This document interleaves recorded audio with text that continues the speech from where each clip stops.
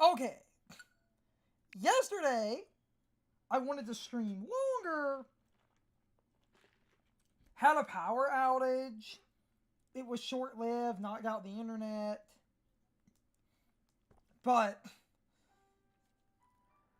because of the power and stuff, when the power got knocked out, I just did some other stuff. And I didn't pick my stream back up. I was grinding points.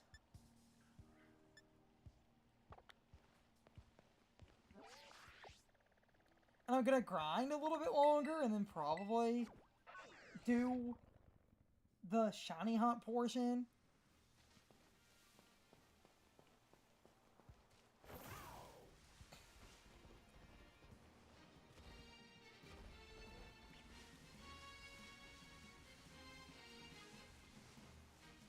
Because my plan was to stream for a while.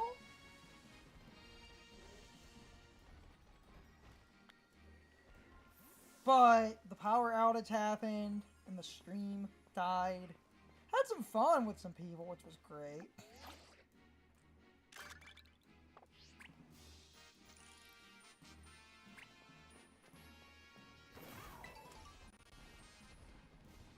Even if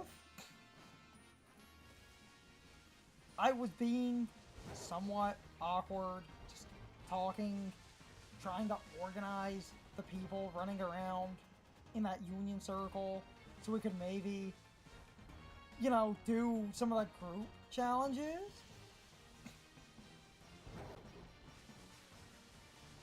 Because I actually had some people, but then getting even just 2 people,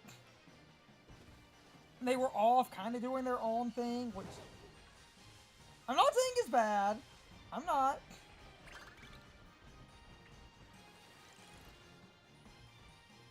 That's not at all. Yeah. Washing for 100. Oh yeah, you could actually re-roll the 100 at the cost of 50, which is interesting.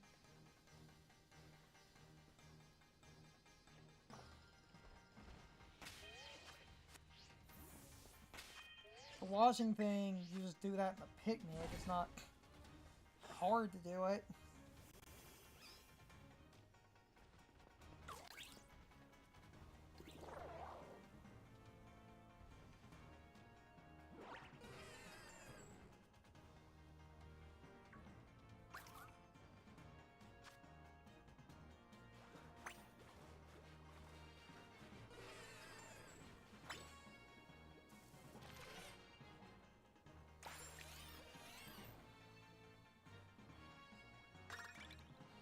It's not hard to do that. You just have to stop for a minute.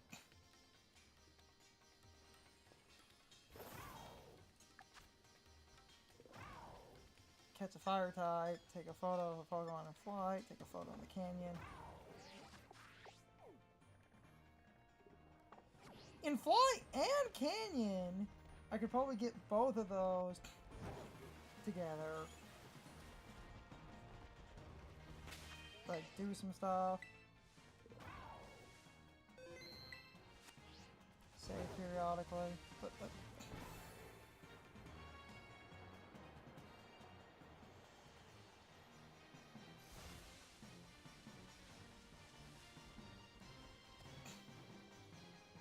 basically, like, when I get more people, I need to try to be slightly less awkward. I was doing my own thing. Some people running around were kind of doing their own thing.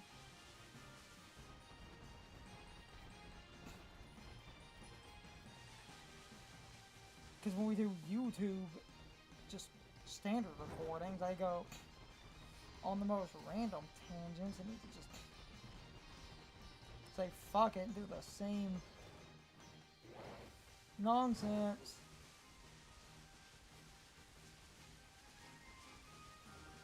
Whether I'm streaming or not.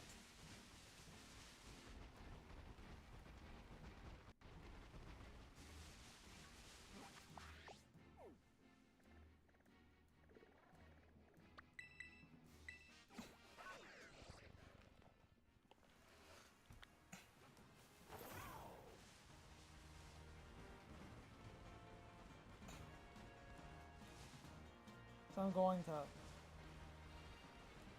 grind BP a little bit.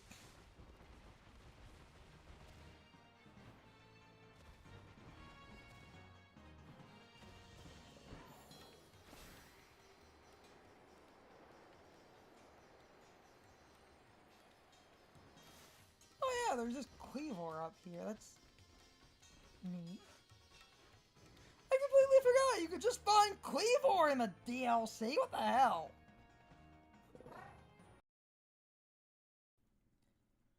Okay, I closed the game because our internet seems to have blipped. I only streamed for like 6 minutes. So while I'm doing some grinding, what I might do to split the stream up, continue grinding, when I upload this to YouTube,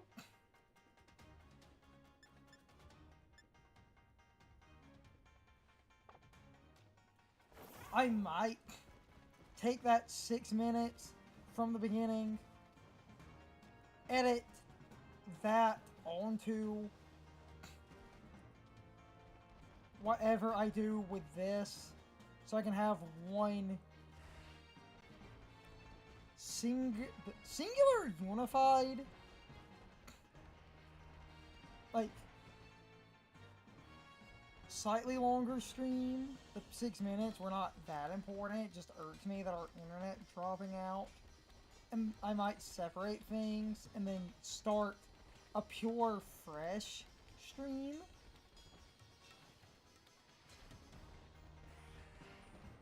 Just for the shiny hunt. So with my grinding,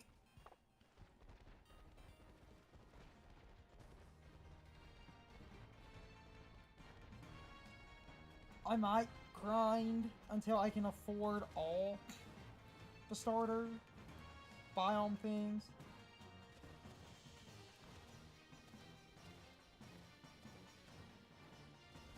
And then maybe do like one reset in that stream. And then just reset entirely.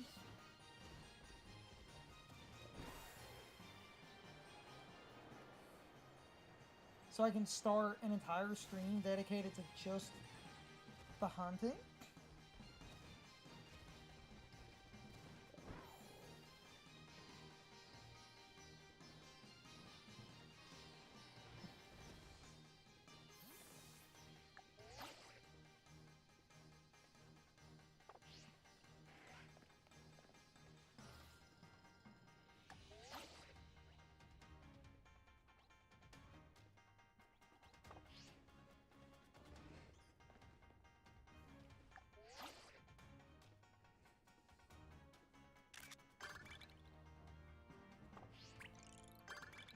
Yep, that did both. Okay.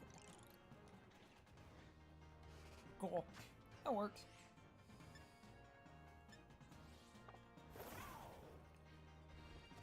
My thing, if I do split stuff off like that, point there. That beginning part wasn't super crazy. I was just talking about a few things. And if this does get edited, how I basically thought about doing that, I'm gonna take this stream with the grinding, and I'm going to split the streams. I can do a small render of the grinding portion by editing even the time that was lost. I rarely edit streams, but sometimes, if needed, if some streams are smaller recordings, instead of posting streams in pieces, one time because of something that basically broke, where I had to split a stream in half. I just edited the stream together.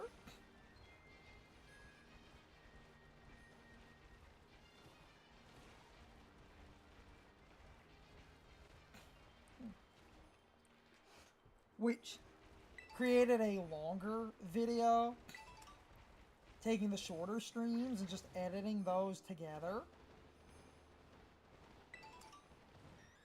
And if I did end up doing that, that's why the first part of this is around like 6 minutes. Oh, triple axle, fun.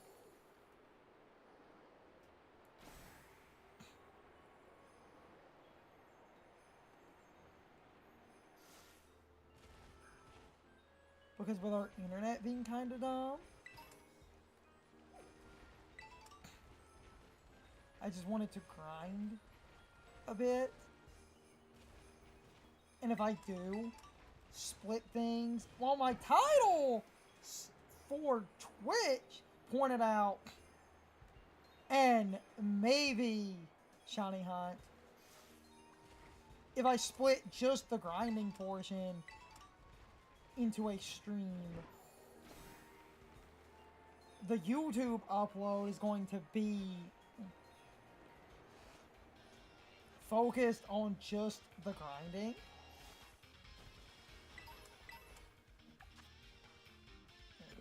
Terrasilize.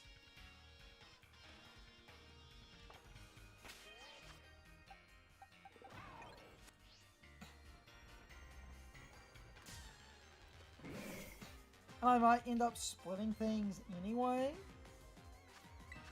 Specifically, so I can start a fresh stream.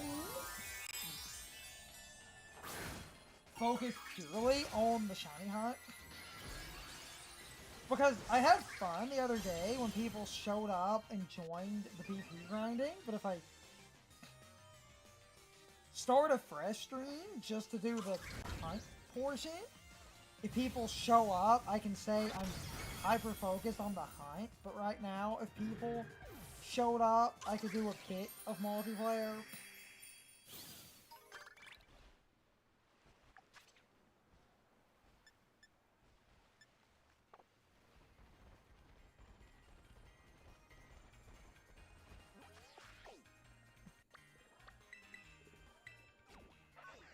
And that would be kind of cool.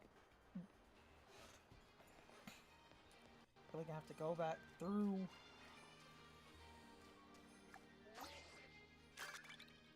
Get rid of some of those screenshots.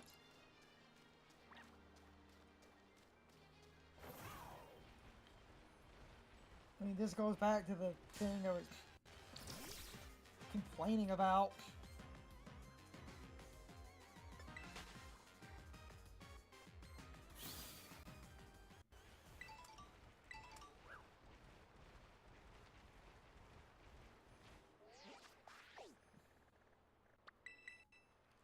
Specifically, where I was talking about in some streams of our internet is stupid.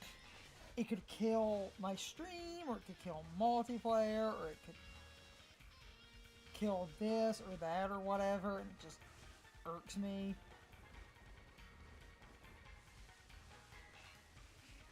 Because my settings are pretty good now and don't fight me as much, but I still occasionally get the dumbest random drops.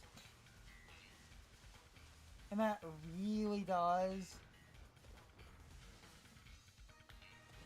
like, annoy me.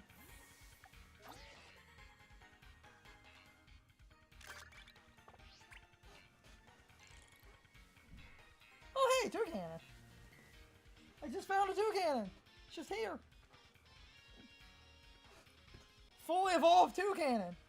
In my face! They look so angry! Love you, boss bird. Too bad Toucannon isn't the best Pokemon.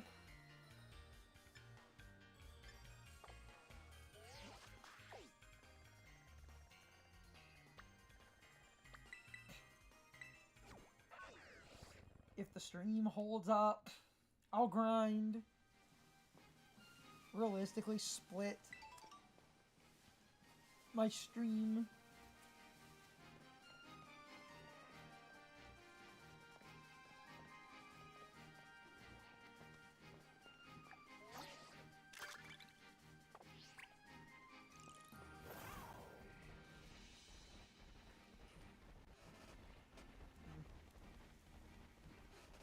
If I do that, I can then have a longer stream that's just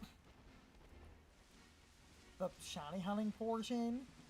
Unless I happen to do the shiny hunting portion one time, and that's probably how I'm going to do this. I'm going to grind. Get all the stuff I need.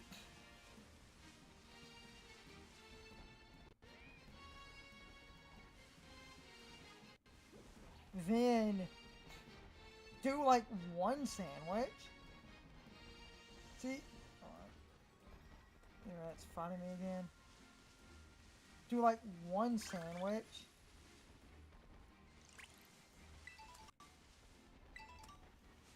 And then reset.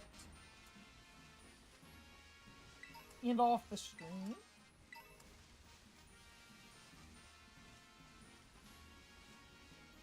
So I can I hate when I'm trying to talk and I can't talk. What I was trying to say, and it just turned into awkward word vomit, is do a bunch of grinding, get the extra bullshit in the areas.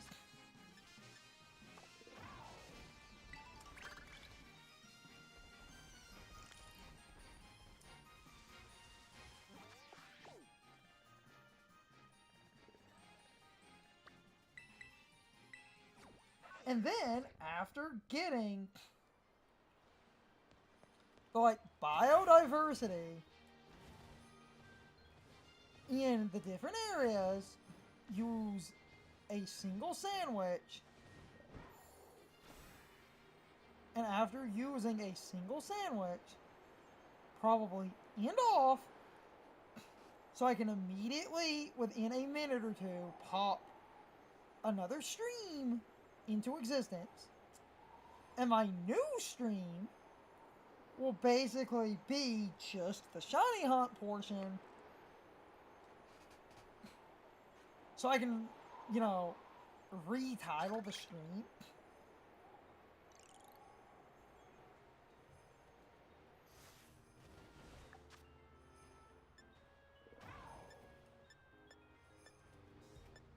Take photo of the still type Pokemon. If I found a still type and something in coastal, that would be cool.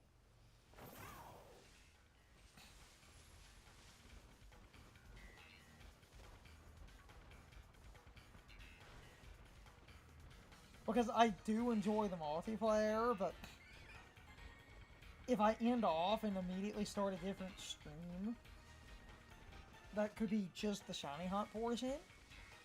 And then I would be more focused on the shiny hunt.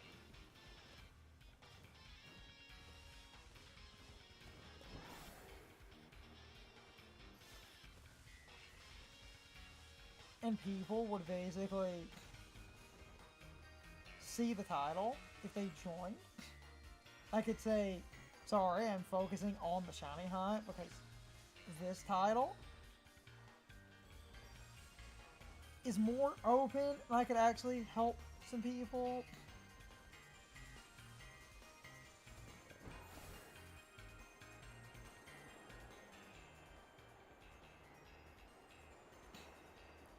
I do like helping people. I do. And I mean that, but even with my whole thing about being open and super willing to help people. Oh, I might split up these tasks. Just take a photo here and go get an easy still type.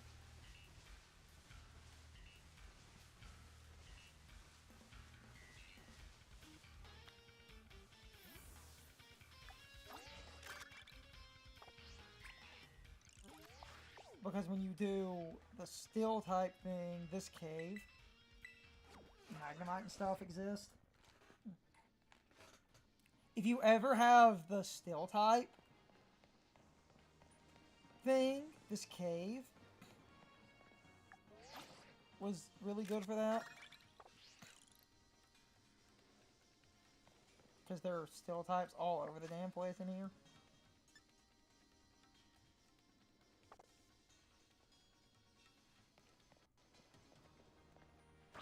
Gotcha.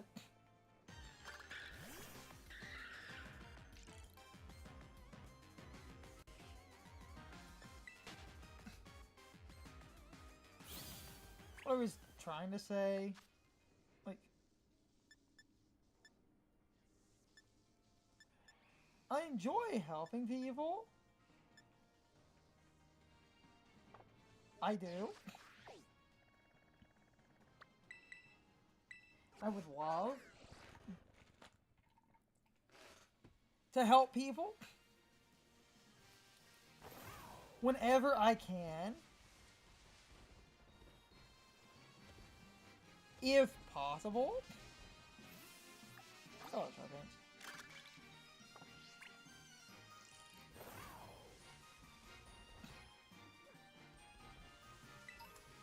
And the other day, when people were in here and I did the multiplayer, and that was fun, I'm happy I helped people.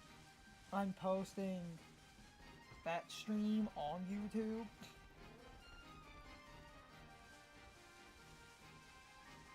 Because that stream was fun. Because I do like helping people. I just can't always help people if I'm in the middle of a shiny hunt or if I'm trying to grind my own nonsense. Because that is the one issue when I'm hyper-focused.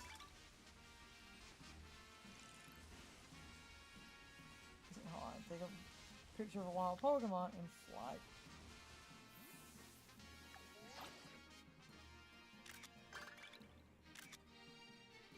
I like how that looks.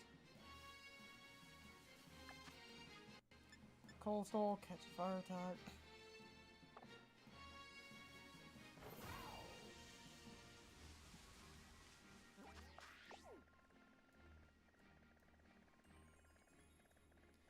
Because when you get multiplayer going, you get the big group challenges.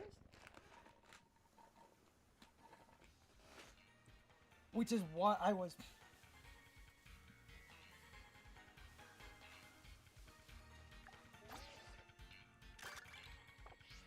you know, hoping for.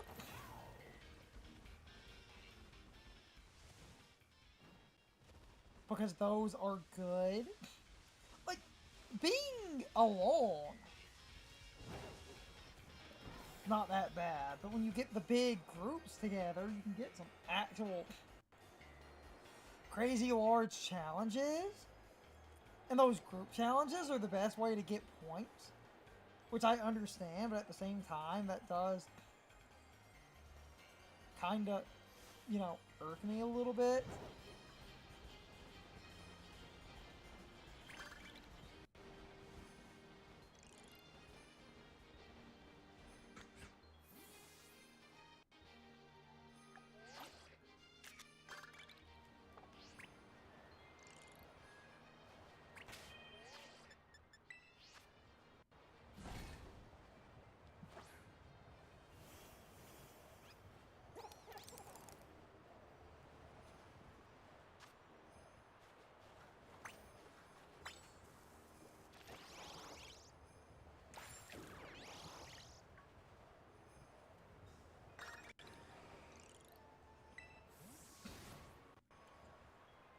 Because that basically means you're going to constantly, if you're grinding alone,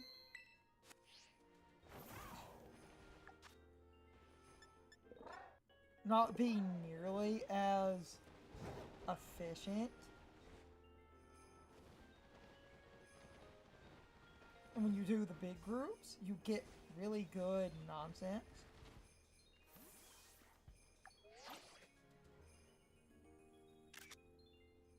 Oh, it's not close enough.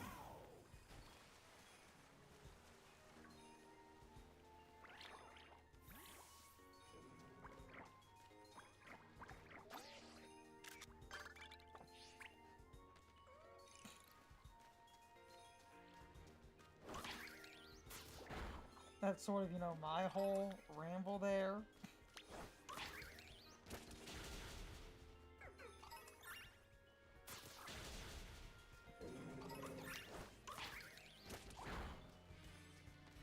It's a whole different issue, or like, oh, when you're grinding along, you can get some decent points, but when you're grinding as a group, you can get those big, like, 600 point quests, and 600 points is really nice.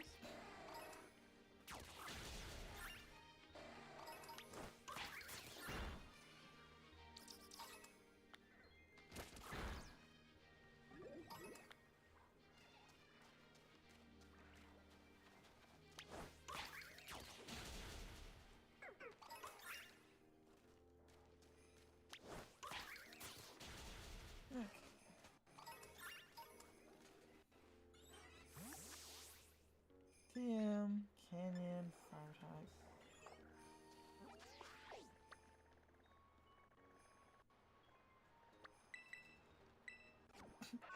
I'm getting decent points, technically. It's just the...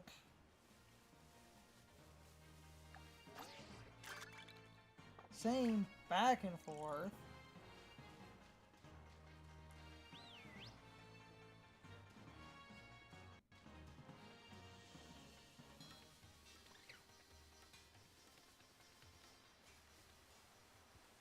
You just do the same stuff a lot. Unless you get larger groups.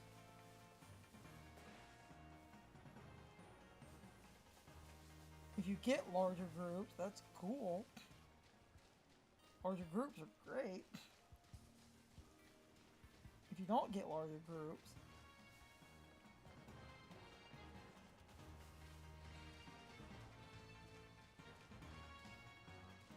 in general, just running around.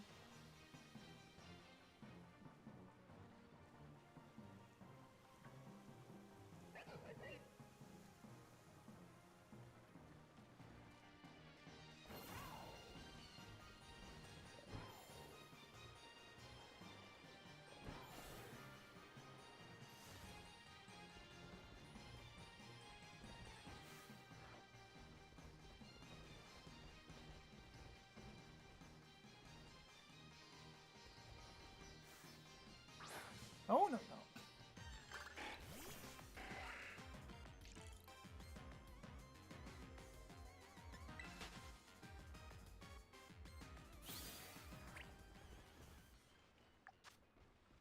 Travel, gets fire type.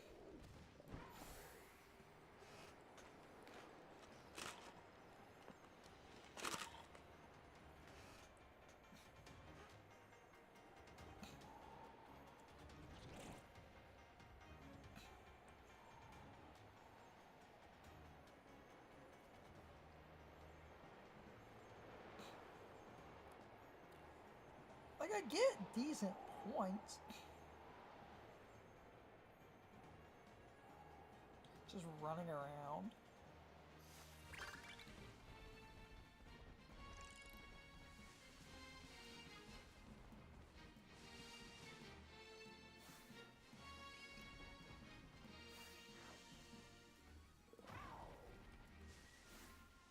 Ha! Ha!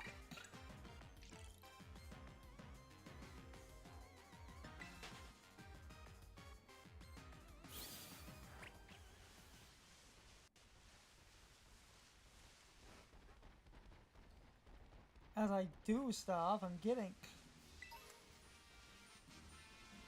you know, pretty decent points.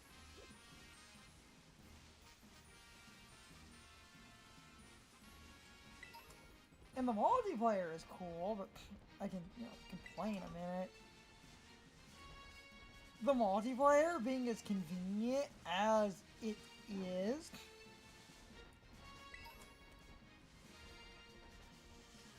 I get it, but it does kind of irk me because if you get multiplayer, you're able to get very cool group quests And those allow you to get so much stuff really fast.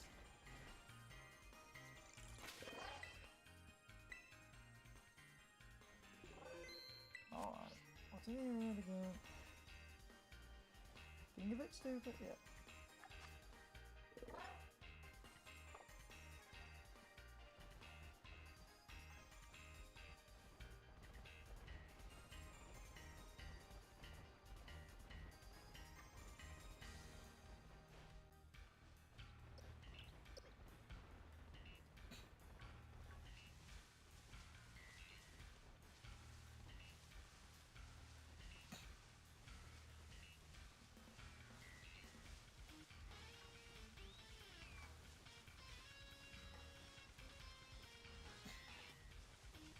Yeah, back to my little ramble there. It's like,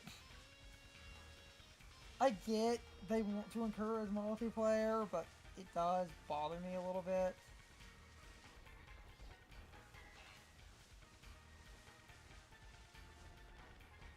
Because it's such... Damn it. Such a good bonus. Versus not having multiplayer access.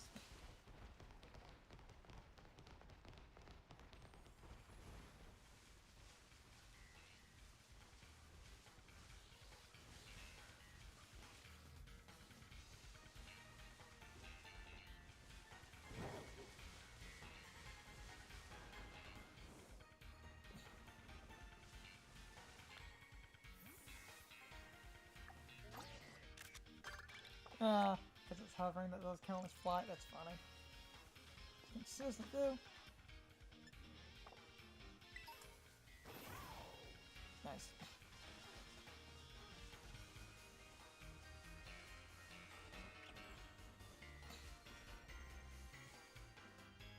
Because the whole other thing before the Switch 2 could load a little bit better. Not entirely justifying it, but like on the Switch 1, if you did multiplayer, the game would have a lot more like snagging issues.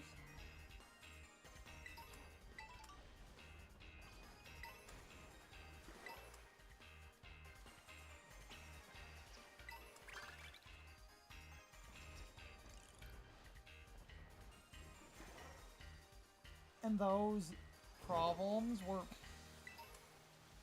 in a lot of ways, unfortunate, but also overblown. Auto battle.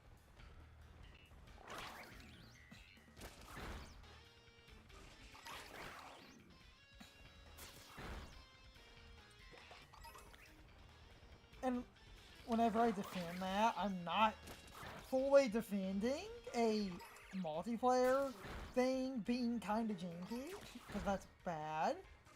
What I am defending, however, is the fact that so many people, and I hate saying this, but they knew damn well what they were doing.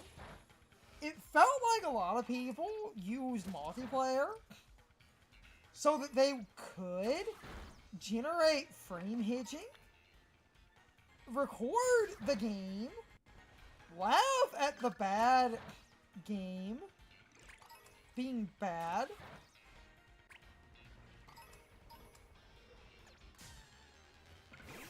when the actual reality of what was going on was far more skeevy. You load the game in multiplayer, you record it, your problem is multiplayer.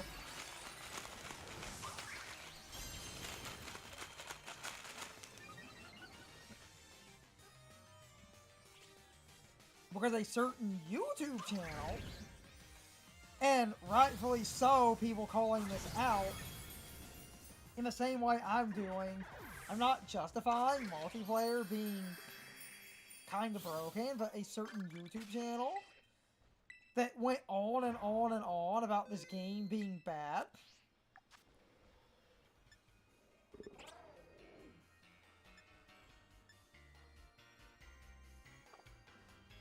Okay, because it's floating count as flight. Yes, it does.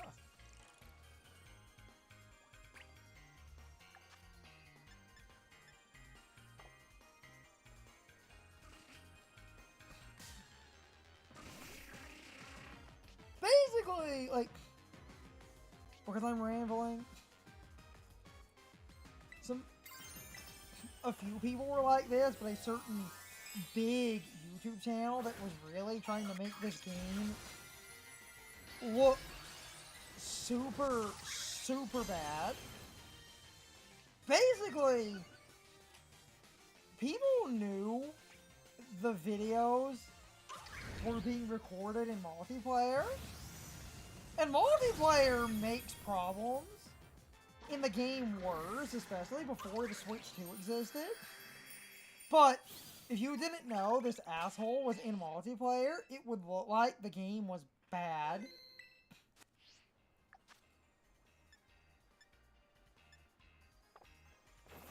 And I do think it's super disingenuous to basically have multiplayer be used while you're basically saying, look how unstable the game is. And you know you have a lot of fans, and not everyone is going to know you're in multiplayer. And if anyone gives you crap, you can then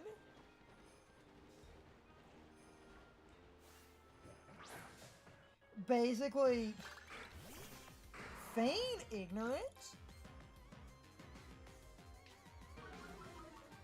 And when I say feign ignorance, if anyone gave you crap, your perfect scapegoat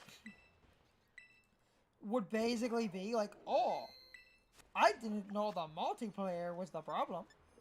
And then you could just turn that into like a sound argument of, oh, that's still bad. The game's core multiplayer functions make the game worse. Let's all point and laugh at the shitty multiplayer. That's still not an excuse. Multiplayer should not be this abysmal.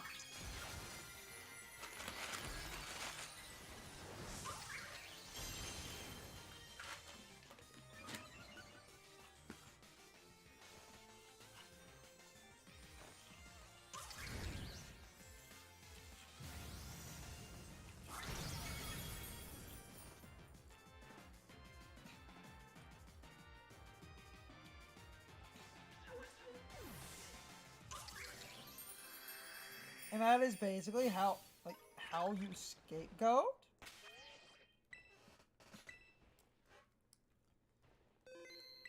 And when I'm just rambling, when I'm alone, even if people are lurking, just to hear me ramble because I don't have much going on and I can't awkwardly try to organize people in a multiplayer session. I just think the whole, like, sticking point here, multiplayer being kind of broken, I'm not defending, but if multiplayer is broken,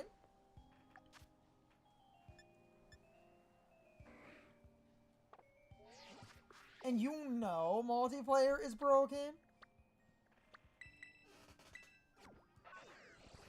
and you're aware of that, and you wanted to maybe make the game look bad, all you would have to do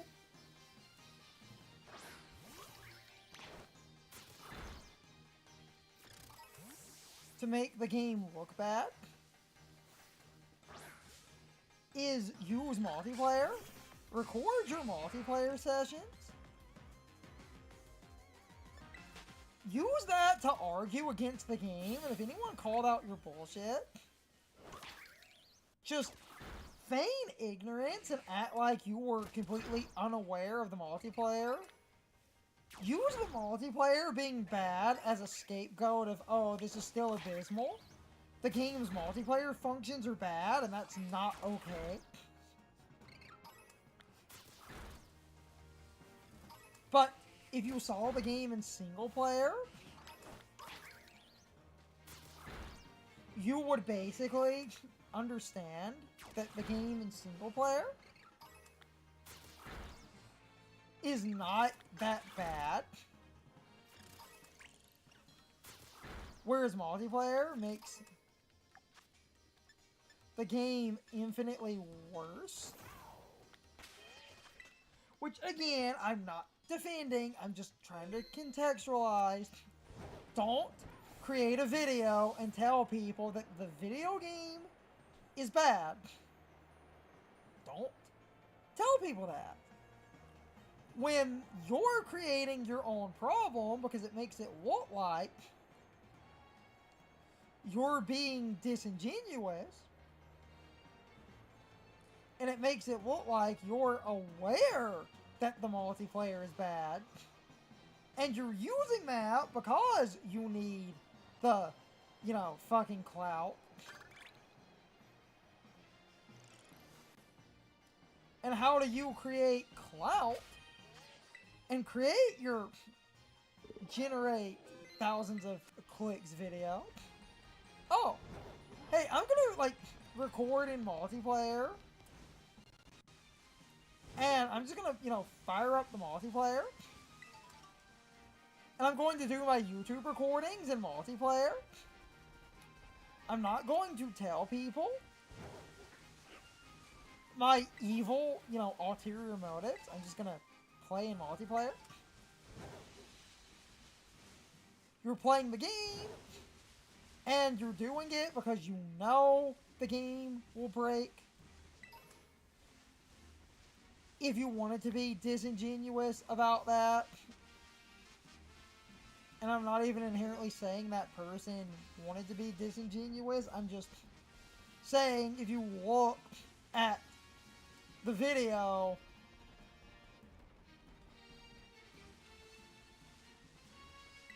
oh, this game is like so broken and like, oh, let's all point and laugh at the Pokemon.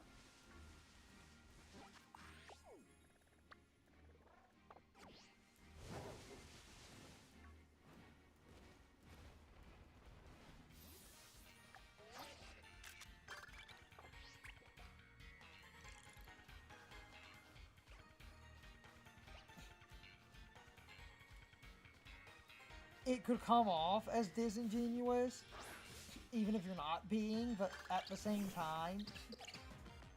And some other people said similar things. So we at least all collectively said the same type of nonsense. Which is like, it almost appears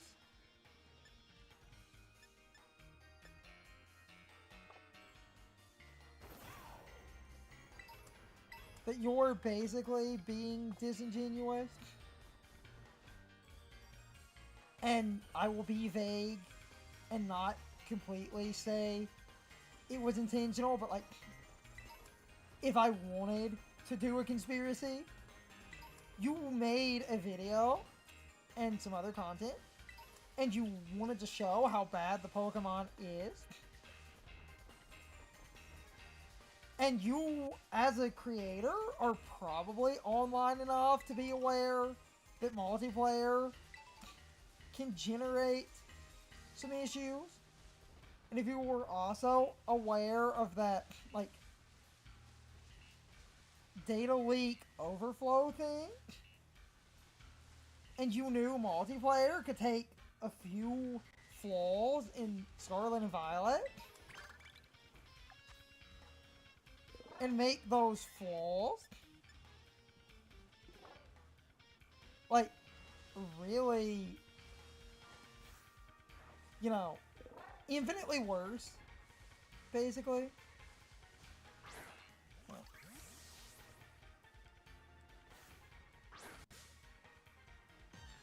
It would stand to reason if you were doing that, and you wanted to be disingenuous, that your entire choice of how you're recording just happens to perfectly align with a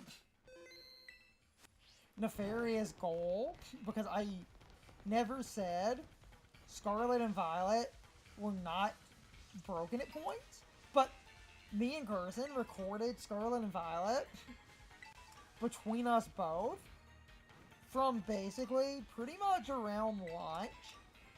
And as we played and as the game updated, we would make jokes about that. So if you follow our Let's Plays, where we're playing in single player, and we were both aware of the, like, data leak.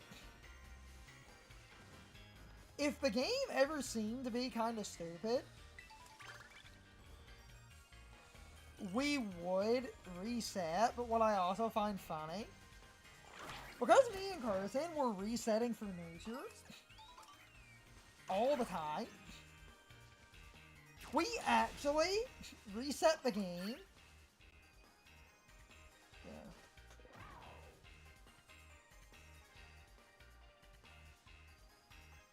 Oh, yeah, John.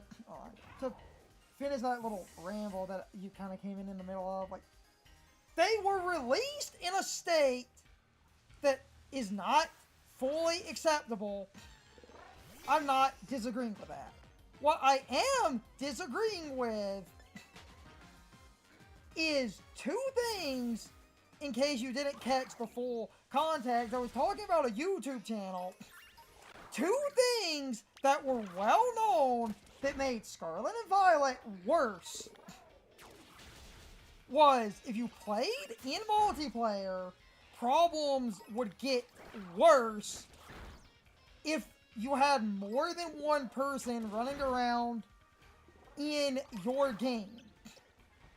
And due to that early data leak, if the game was running constantly without a reset, you would have problems where the game running without a reset would basically be a way to trigger more bugs and glitches.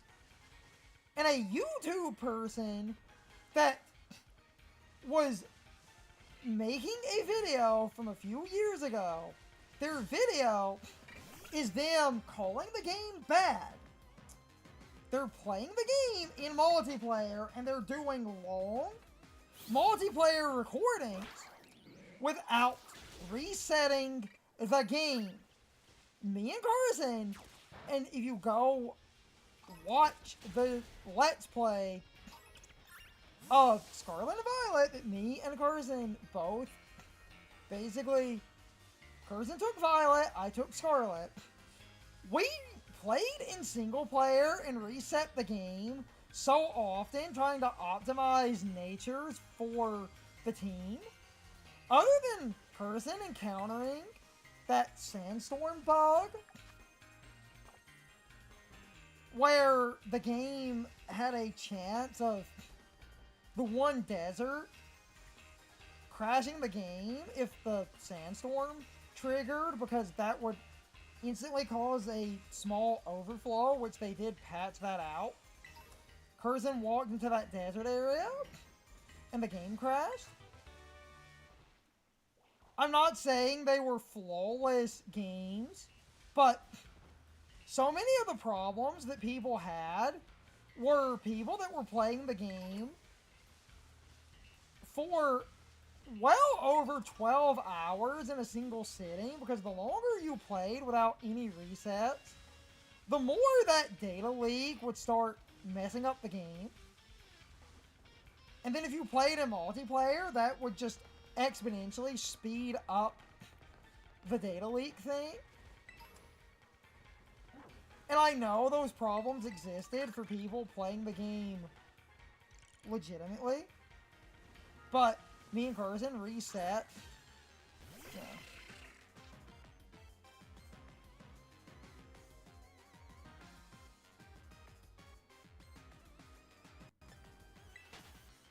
Yes, first impressions are valid. You're not wrong. I'm not arguing against first impressions, but what I think is my bigger beef with that was, like, the first impressions happened, and I'm not saying that Game Freak didn't kind of screw the pooch there, but when it became known that resetting the game could fix some issues, a lot of people refused to reset the game at all and would continue to do like long streams even if they were in single player, and they would complain when saving the game every, like, you know, big random glitch happen, like every time a big random glitch starts to happen, if you just save the game and reloaded it, it would fix the problem. First impressions, I get, are valid, and I'm not saying needing to save and exit is not inherently a bit of a mini problem as it is, but like, the solution to not having the game catch fire was saving the game, reloading it, and watching the problems go away. People basically doing that were few and far between.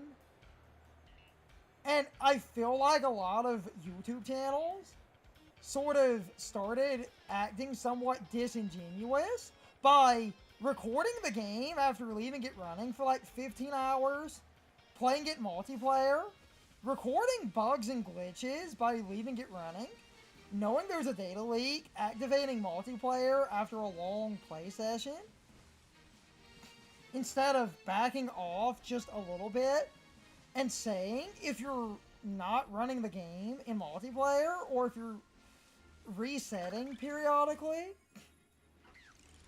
that you basically have a, you know, way less likely chance. That, and something that was also kind of funny, that's its own argument that bothered me, that I know was a thing, even if people act like it wasn't. Because the Switch was hacked super early and emulation existed,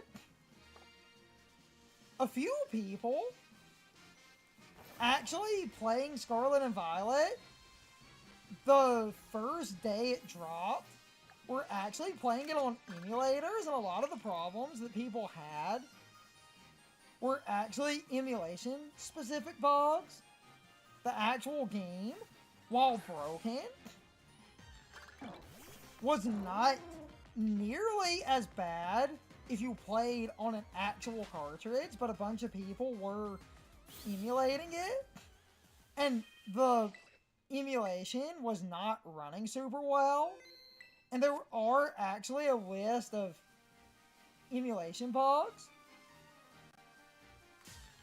that if you looked at certain early streams, you could actually see people, oh my god, this person's emulating the game and complaining.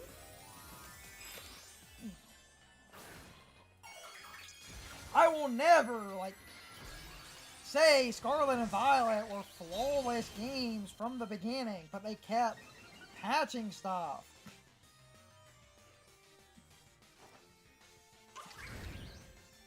They did keep patching stuff, and even then, the saving the game if you're playing alone to undo a data leak was not the hardest thing to do, because you would just stop playing. Yeah, alright, read what you said.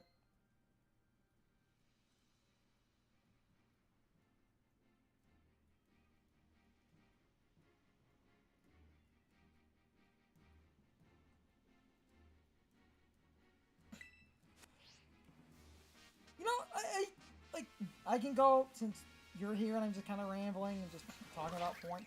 I always hate the most profitable media franchise argument thing, because the dumb part about Pokemon the Pokemon Company is such a weird split because while Pokemon is super profitable, because of how Pokemon is split, since it's a three-way split where, like, Nintendo does own a third of the Pokemon Company and does help publish games, the main branch of Pokemon only cares about the merchandise and actively refuses to engage with the, like, video game half of Pokemon, and forces the video game half of Pokemon, meaning they force Game Freak to develop games, and because they actively refuse to help, because the way the companies are split off,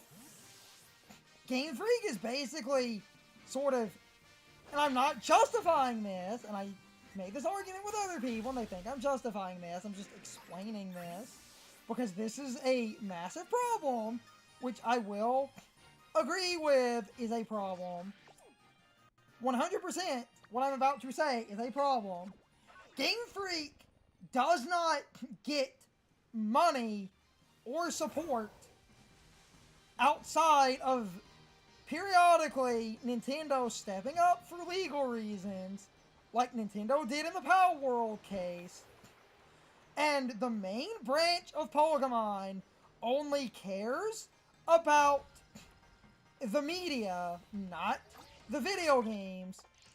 Game Freak is a small, understaffed studio being forced, because of the split agreement, to work on Pokemon so that the media half can basically have more media.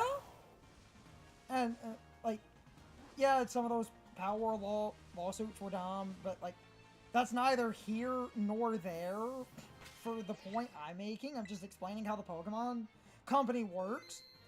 The Pokemon Company International, because it's a three-way split,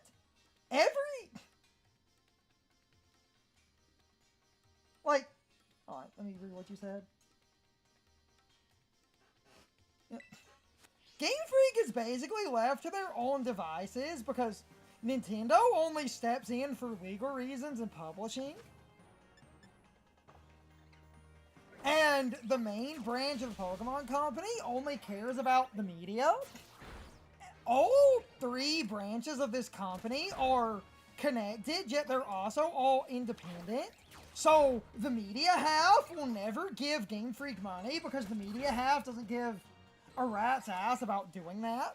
So the reason Game Freak is chronically underfunded is because Game Freak has to get their own money, basically, because Nintendo and the main media branch will never give them money because they're never really fully allowed to, and when you understand that, that makes Pokemon make way too much sense. I'm not justifying this. I'm not saying this is good, but when you understand that, all of a sudden, it makes Pokemon make way more sense. Instead of Pokemon being one entity, imagine Pokemon is basically three different companies, and imagine all three of those. Yeah, exactly. I agree with you there. Game Freak is forced to work on Pokemon games, basically because it is one unified company, but every part of this company has a three-way split ownership, and because they all have a third ownership, no part of this company is completely 100% in control. So because Nintendo and the half that runs the media, because those halves are not in control, each half operates independently. They only intermingle for legal reasons if they need to. So now Game Freak basically does not have the budget or staff or time because they need to make Pokemon, because they need to make the games, because that's what the Pokemon Company game half needs to do. But the media half and the Nintendo half can't give them funding. And Nintendo doesn't want to be involved with Pokemon directly because Nintendo only gets involved if they absolutely need to for legal reasons. Because Nintendo wants to run their own business. So they leave the other two halves to basically control Pokemon as a whole. And when you understand that, which a lot of people actually don't, Game Freak is then the tiny video game division that are basically self-funded as if they're an indie company because the media half of Pokemon refuses to give them money because the media half wants to keep all the money for themselves. And Nintendo refuses to fully help because Nintendo just does the publishing.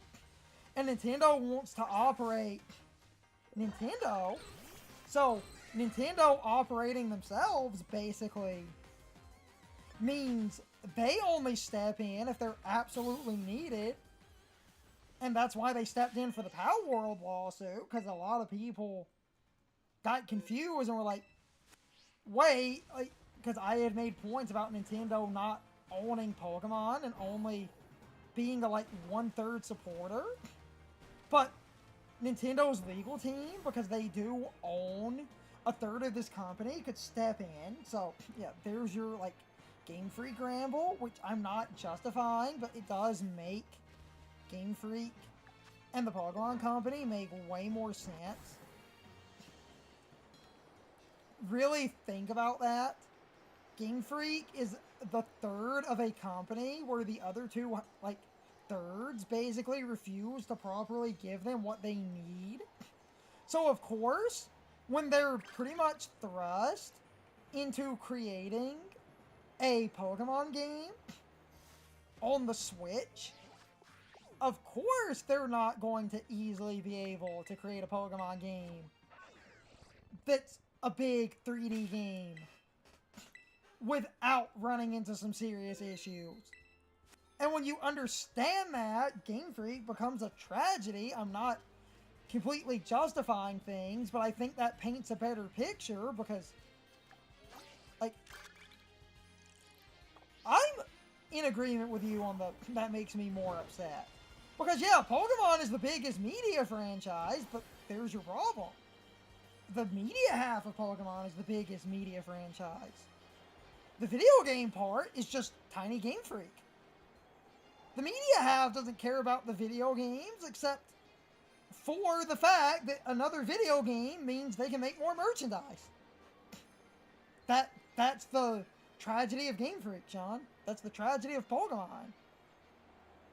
Game Freak are left alone to fend for themselves because the media part of Pokemon actively refuses to engage with the video game part. Yeah, it is a logistical nightmare. Pokemon is a three-way split.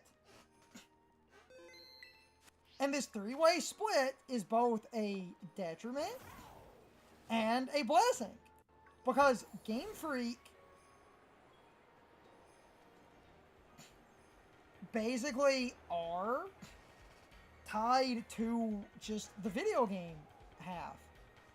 Nintendo is tied to Pokemon for publishing, but Nintendo is Nintendo. They just want to work on their own stuff. And then that basically leaves the, last third, which became the reason the Pokemon Company International formed. The last third formed for media division. So, the media half just wants the video game half to basically make them more video games. Because if more video games exist, more media exists. And when you understand that, Game Freak really is just a tragedy. And that's why I defend Scarlet and Violet as much as I do. Because these games could have been a hell of a lot worse considering how, shortchanged Game Freak is. And they did patch Scarlet and Violet. And at the beginning, that data leak which I'm not saying wasn't a problem, you could easily fix if you, you know, reset your game. Yeah. Scarlet and Violet were just unfortunately rushed, and Game Freak were not allowed to, you know, do what they need to do because the media half always wants video games. And you're... Yeah. I'm not saying it excuses it. I'm just putting context to a story. So, I'm not saying it excuses it. I'm just trying to put context. People think because Pokemon is the most successful media franchise that Game Freak should have, like, budgets that are billions of dollars, and that they should have these massive teams that eclipse other video game studios. But they don't, because the media half of Pokemon refuses to give Game Freak money. That's the reality. So now imagine Pokemon, like I said, is 3 different entirely separate entities that only exist together for legal reasons. So now imagine the media half hoarding all of their money like a dragon, and then look at Game Freak, and then you'll realize, oh, that's why there's a problem.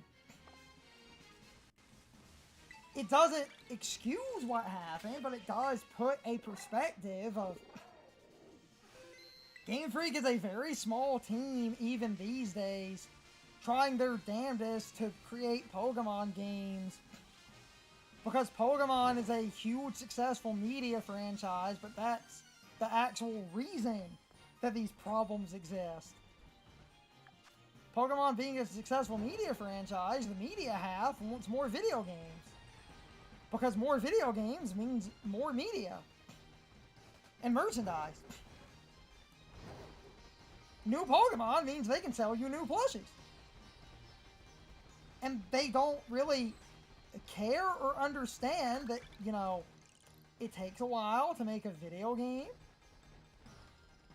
And I will never say I'm trying to excuse what happened. I'm just putting a context that few people actually are aware of. Because that is a sad, sad reality. Scarlet and Violet were broken, glitchy games that were slowly patched over time.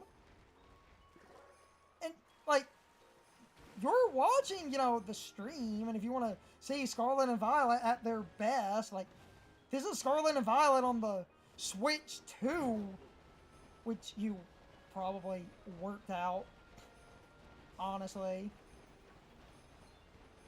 And you can see on the Switch 2, with some extra time for them to... Yeah, corporate greed machine, yes. Fine. Gonna do that sneak up. Like, they're flawed games, but they patched them as best they could. And on the Switch 1, all the patching actually did create a pretty stable game. Because I guess to loop back to what started this in the first place, a lot of those disingenuous videos riffing on the game were after a bunch of patches, and in order to make the game bad, a bunch of the problems that people had were fixed because of patches, but if you played the game in multiplayer, it would fuck up the game.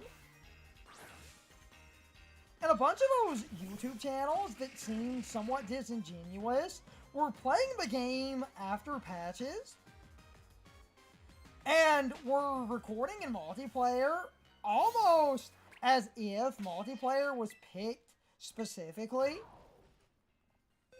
because they needed the game to break. And I'm not saying that's what these people were doing, but you can get my, you know, line of thinking there, because the game gets patched and your recording is a long multiplayer session, And the bugs and glitches you're complaining about only work in multiplayer.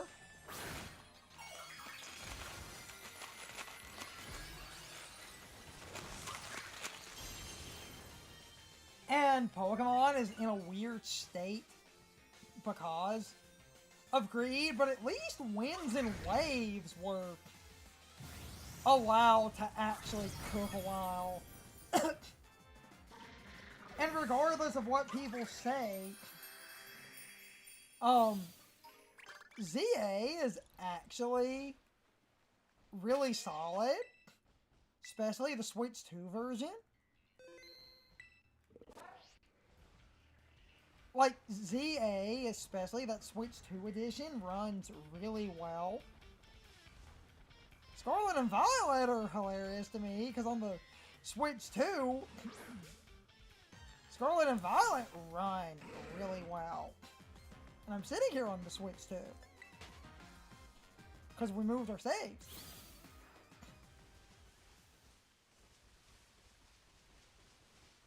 The Switch 2 fixed Scarlet and Violet, and ZA, especially on the Switch 2 as well, were really great. Like, damn it, stable games.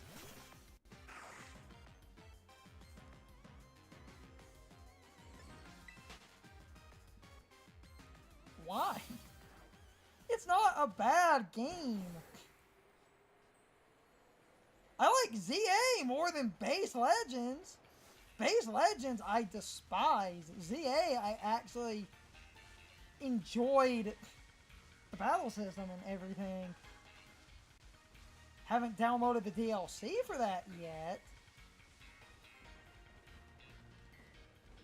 Which we need to get at some point, but Curzon needs to technically finish his alternate footage recording. ZA's cool. I like it.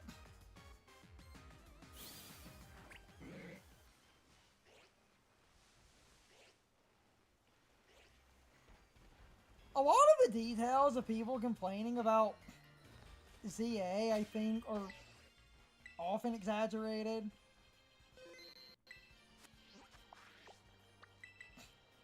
And a lot of people complaining about the game having some issues running were either playing the Switch 1 version, which is a little bit worse than the Switch 2 edition, or people were emulating the Switch 1 version, which again is going to have some problems. And the Switch 2 edition, since it was optimized around the power of the Switch 2, runs really well.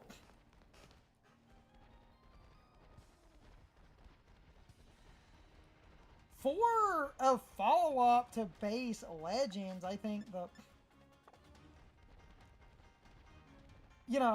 game is fine enough, and Winds and Waves I want to see more about. As far as a random, like, you say not what you wanted.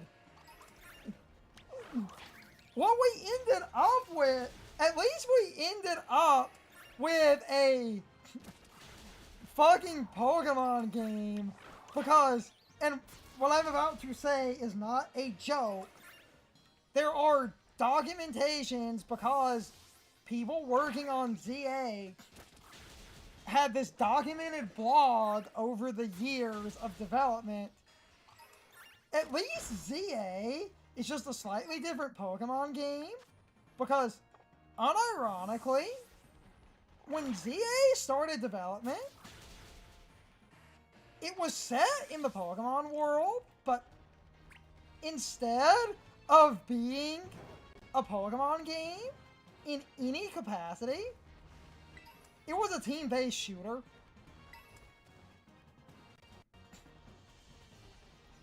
ZA was basically Fortnite. It was a multiplayer team-based shooter.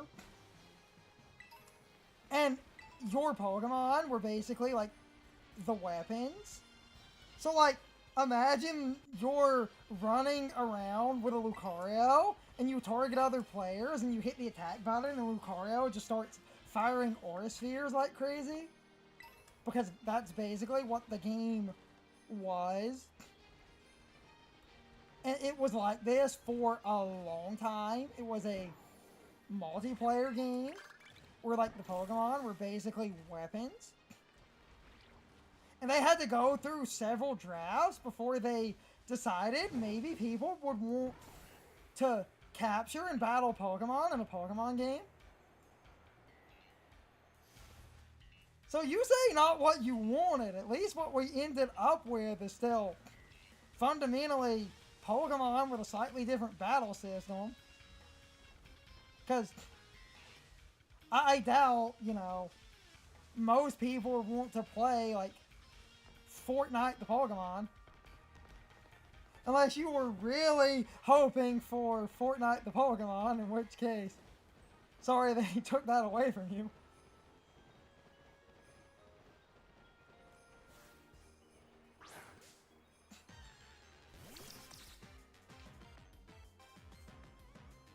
The development for those games are hilarious to me, though.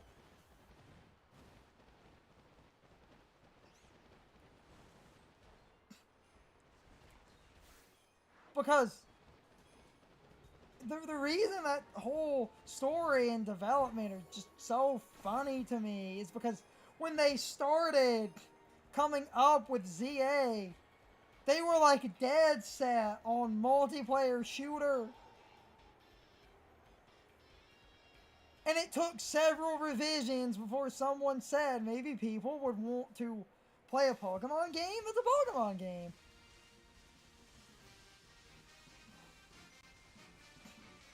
And then once they decided this Pokemon game should basically still be a fucking Pokemon game, that's when they started building off Legends and creating a, you know, open battle system that is a Pokemon game with a slightly different battle system versus a freaking shooter. It was a team-based shooter. And that is the funniest thing to me.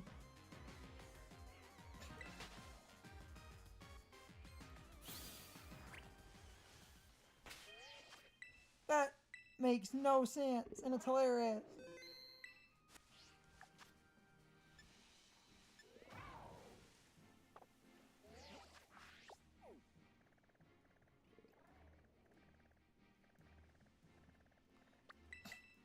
I found the development hilarious.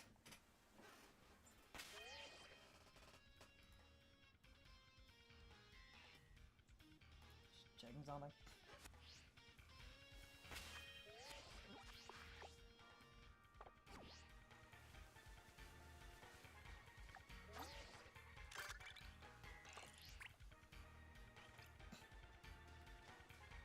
Like, for what it's worth, it's not that bad, and we could have had the weirdest concept imaginable of multiplayer shooter Pokemon.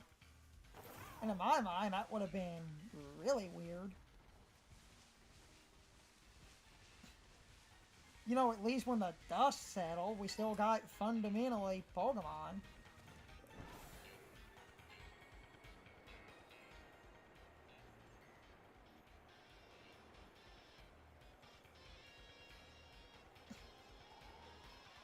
In a minute, I'm probably going to get up and get more drink.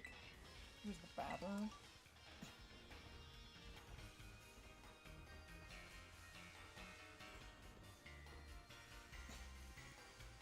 They're not, like, not really a bad game. At least Winds and Waves was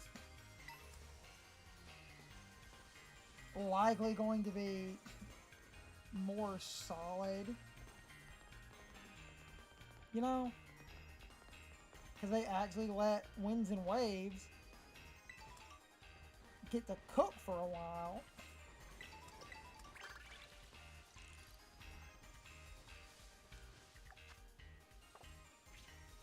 I want to learn more about those games, but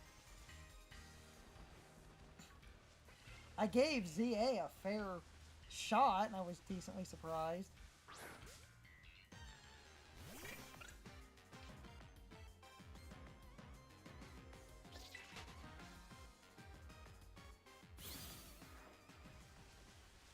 Because I have more of a beef with Legends.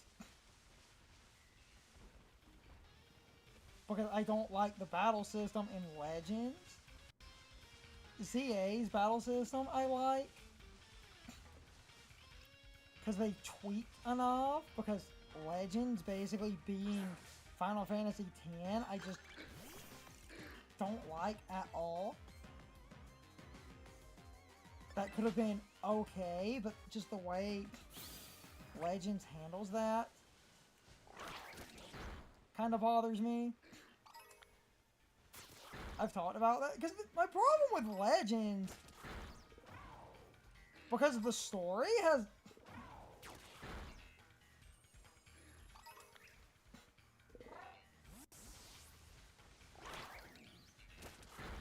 Ten's okay.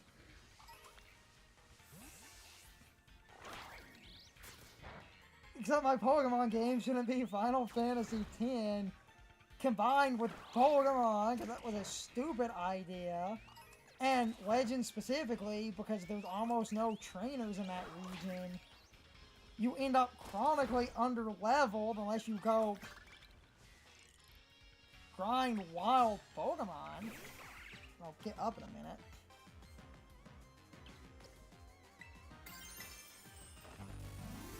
That's my issue with Legends. I would like the battle system a little bit more, but I don't like the Grit Rock system or the lack of trainers to such a silly degree that no one who plays through Legends is ever properly leveled, because the game has almost no Pokemon battles in the story. So then, all of a sudden, at the end, when there's a bunch of Pokemon battles, you are chronically outmatched.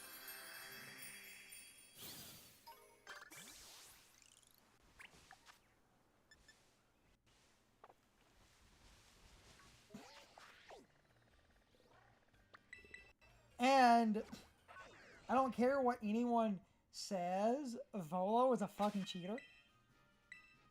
I said it, and people defending the Volo fight can suck it, because that is not good game design.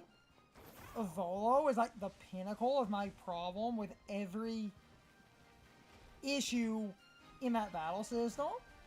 And because Volo is kind of challenging for that reason, people fundamentally graft like all these positive opinions onto Volo as if this is the greatest fight in all of Pokemon, when the challenge comes from the fact that this system is obnoxious. Alright. Hey, bud.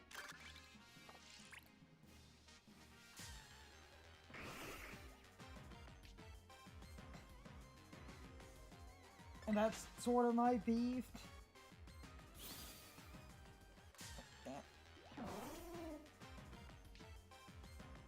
Get up in a minute here. So I can use the bathroom, get more drink. Not stopping the stream, I'm just gonna walk away. Alright.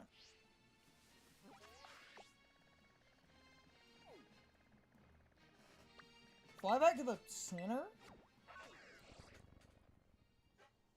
I'm gonna do this. I'm going to do this. I'm going to do this. Put the Be Right Back screen on. I'm going to go pee.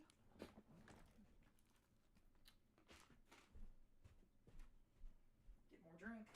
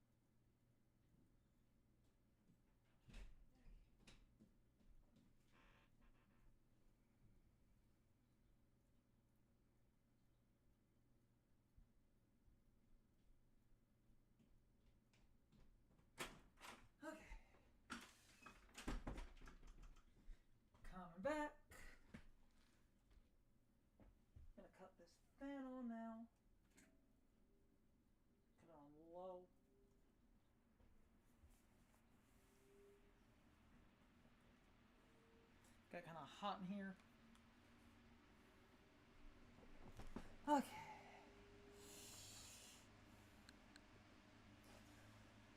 Do that. Do this. Back in we go.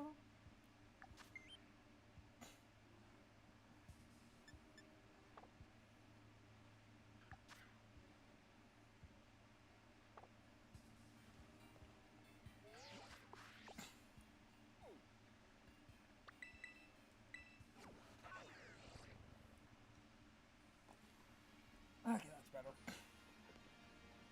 That is way better.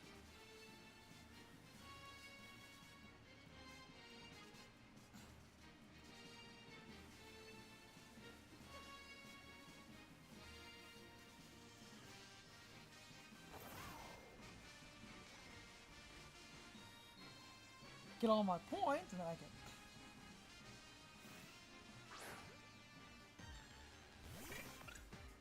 do the shiny hot portion of this nonsense.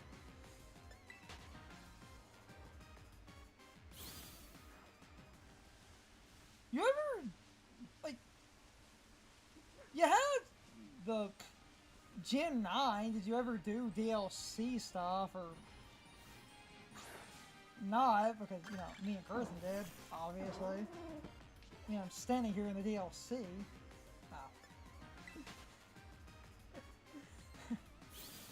Yeah. DLC was pretty cool.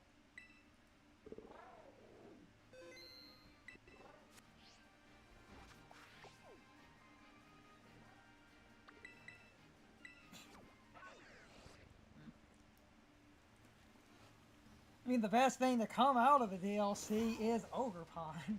Love this thing. Ogre Pond's great.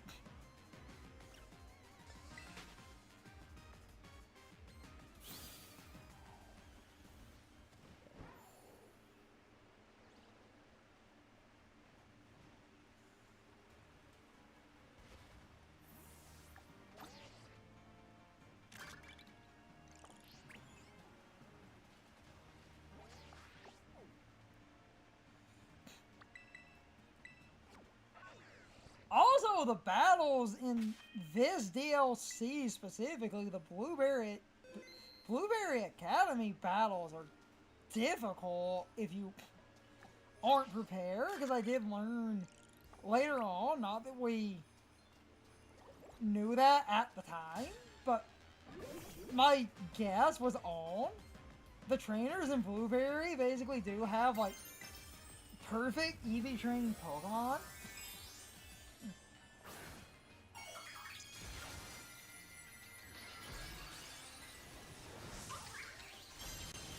Oh, cool.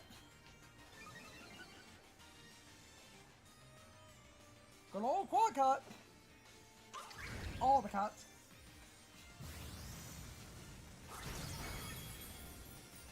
Double cut's great.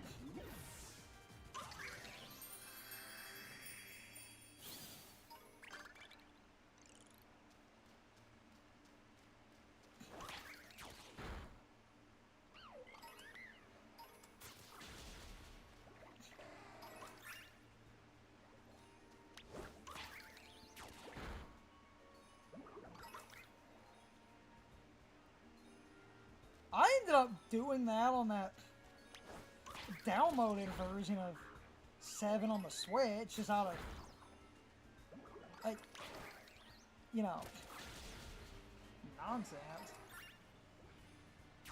Ended up getting a quad cut and doing nonsense with Knights of the Round to do that meme build of beating the super bosses with that dying counter Knights of the Round build where you just let the super boss kill Cloud.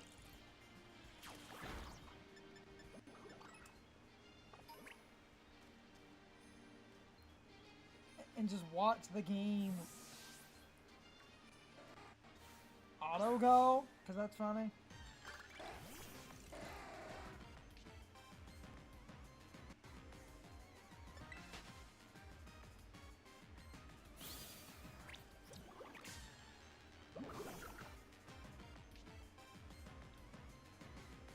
spend my points and re-roll that sandwich challenge because I just don't want to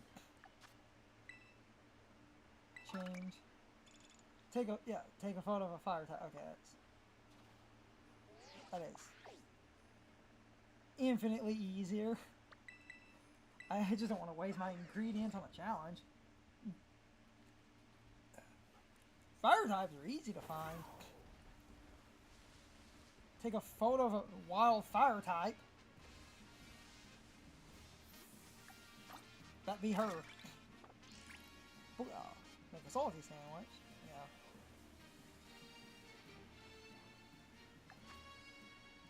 Reroll that one as well.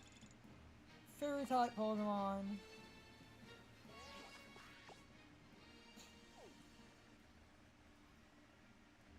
That's actually a little bit harder. Take a photo of a fairy type.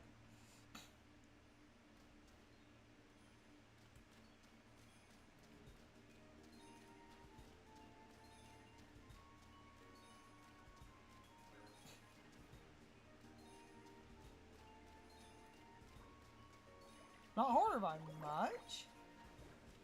Because that's a fairy type.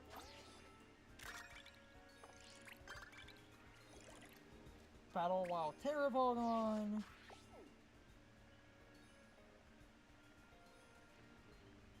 That's easy.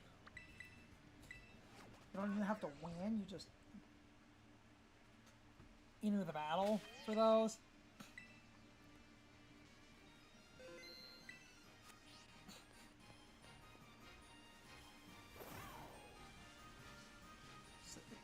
So it's just a matter of,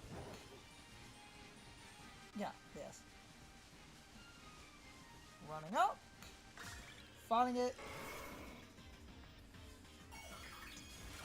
running away, because that's all I get for points.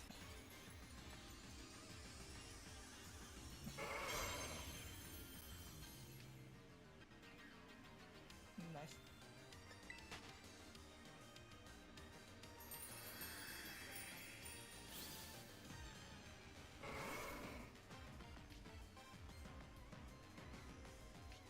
Since I have the big challenges, if I do a bunch of those back to back.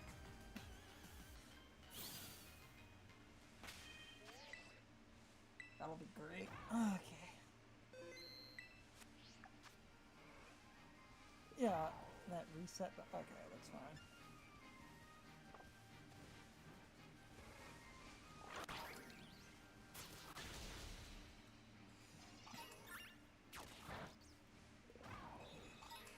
That's fine.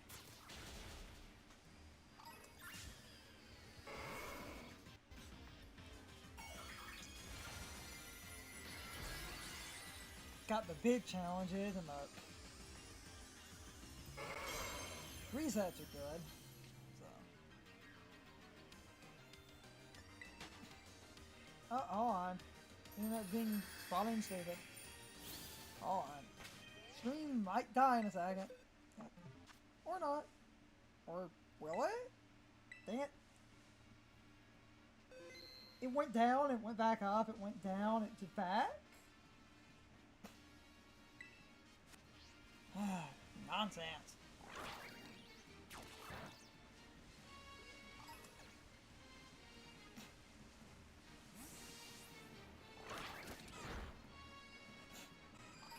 Thankfully nothing bad happened. I just noticed it. I was like, oh. Auto battle. Catch a fire type.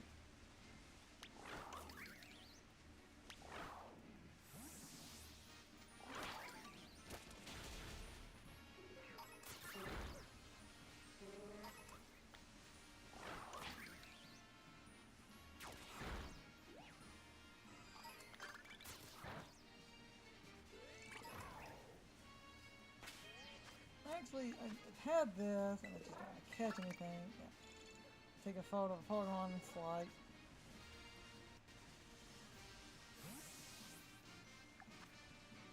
And the items, that's simple.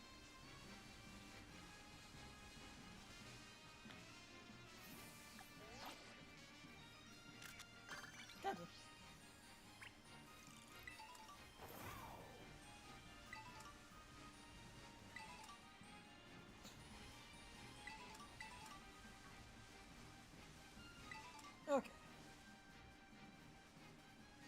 As for the Final Fantasy stuff, I remember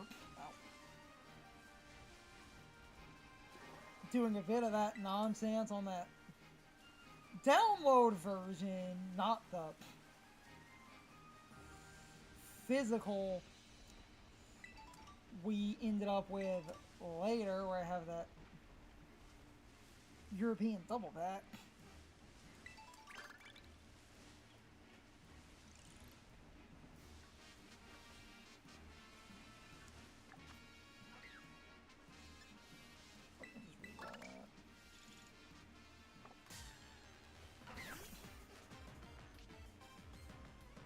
So when I get a bunch of the points, I will start the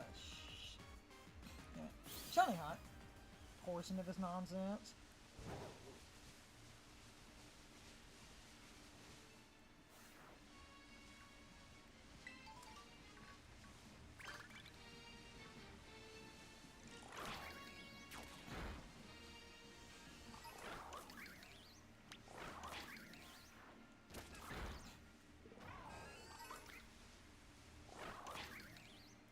Because I came here for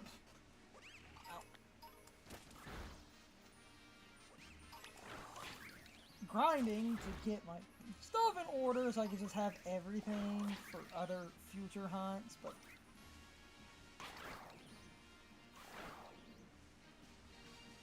that one hunt.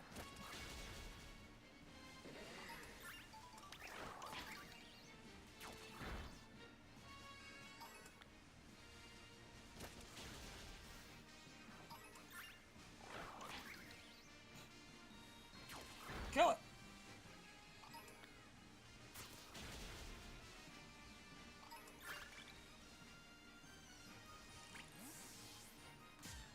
Yeah.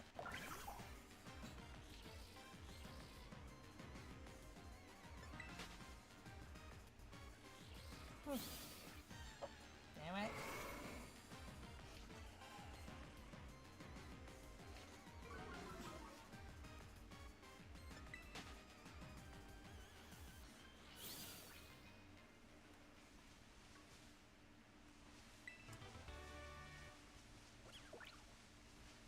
Need to do the sneak up.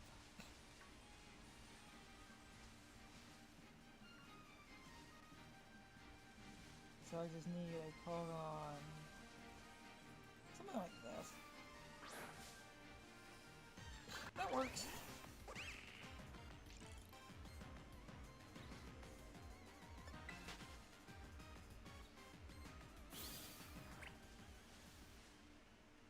Catch a steel type. Take a photo of a swim Pokemon.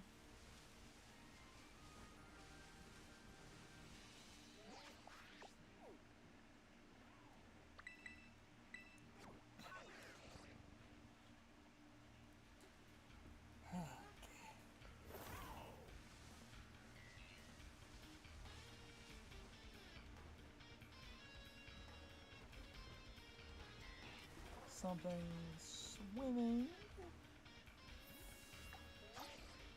That works.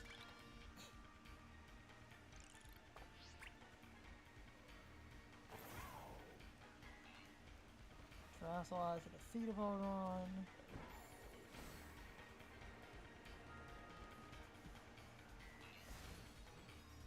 That'll be simple.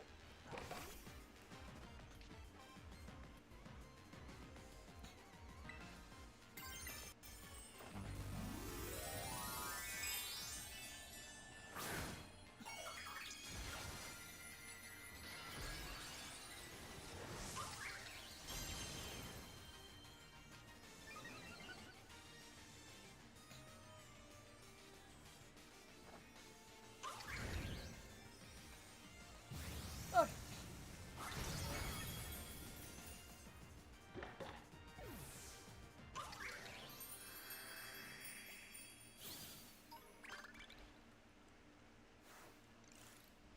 Sneak up.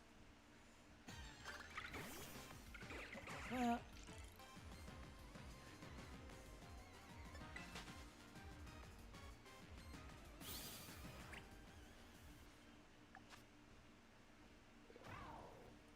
Make a sandwich using 3 ingredients. I can roll that. Make a salty sandwich. That's fortunate to reroll with that.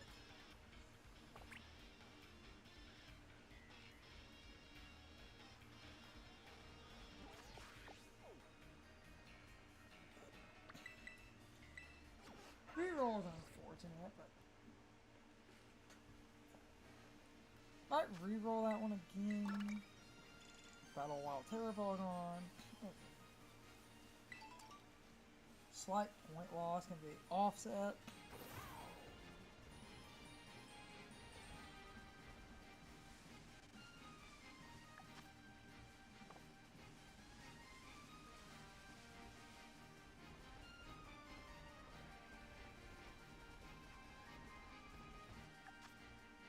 Catch a still type, take a photo of Pokemon in front. And the Terra Pokemon thing.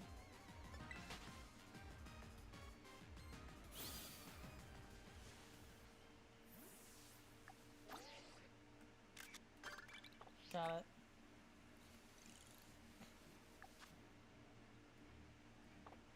Wow, Terra Pokemon.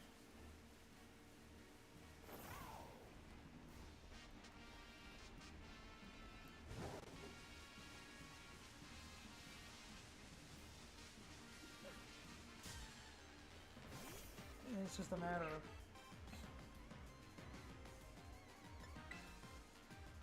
oh yeah, arena trap.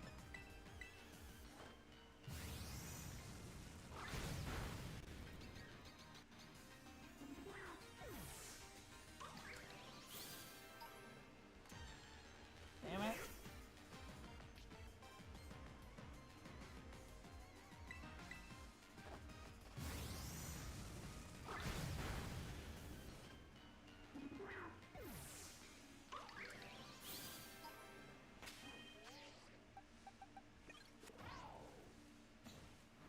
Okay. Get a Wild Terrapog on.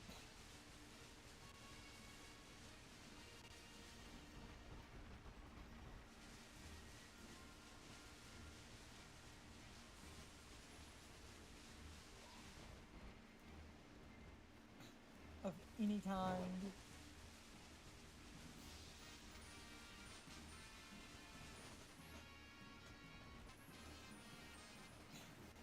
Then the shiny grinding can be done just a little bit here. Go back over here. Fight you again.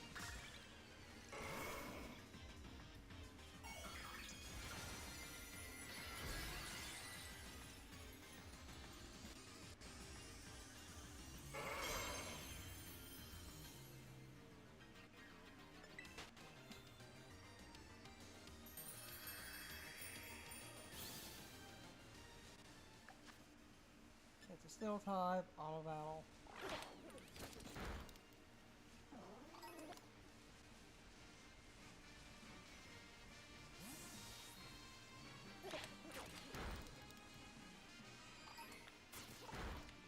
Okay. Nice.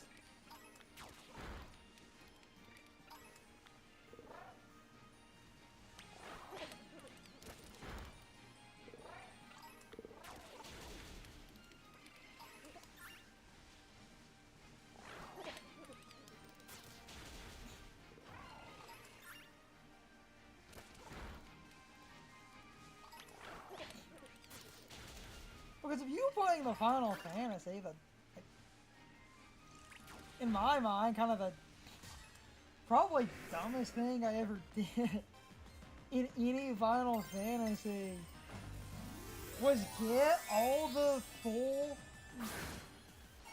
maxed out powered celestial weapons in 10 because god, that was stupid.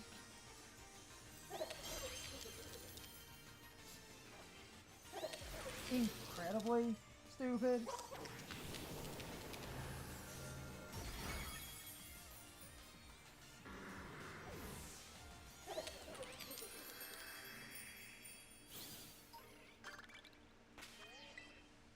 celestial weapons in 10 is really, really, really dumb. Oh my god. Like, you know,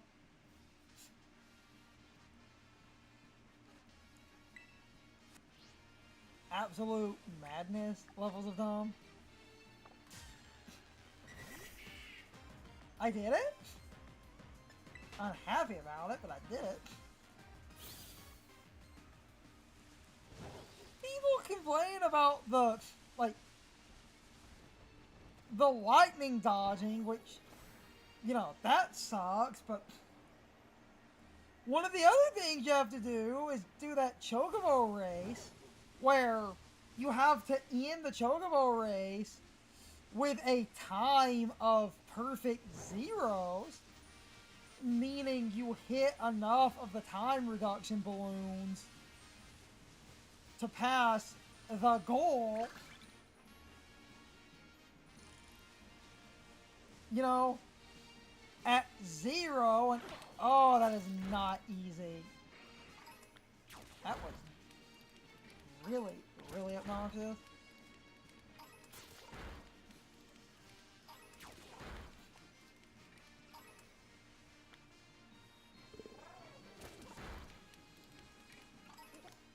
That was one of the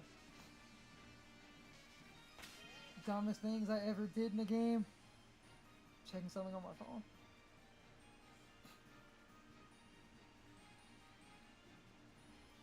Like, all the celestial weapons are, you know, difficult and stuff in their own right. Some more than others, and the lightning thing, I understand why the lightning thing is, you know, a thing, but oh, Jesus Christ.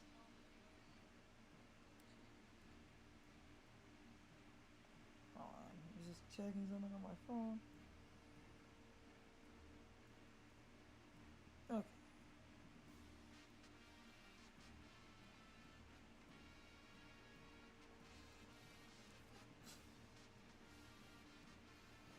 Back to what I was doing. Auto battle.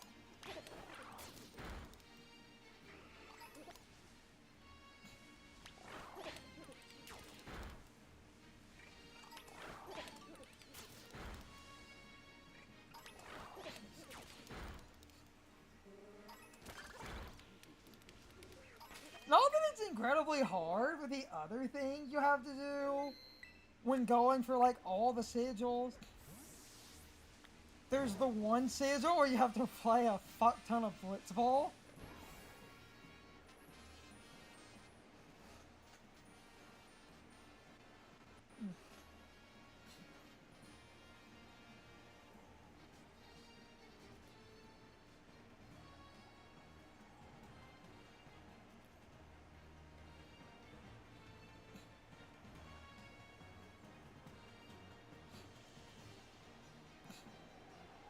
Okay.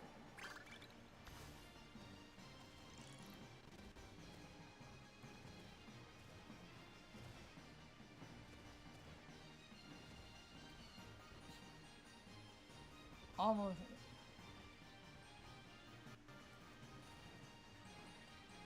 Almost have enough for, like, all the nonsense, which is cool.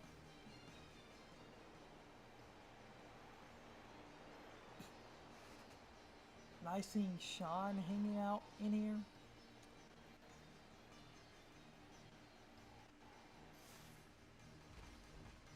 Trying to do all the grinding so I can get my points. Sean can come and go.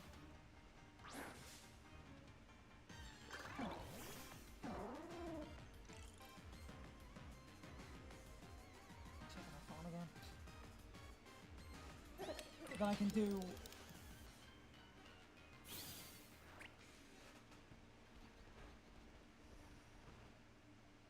you know,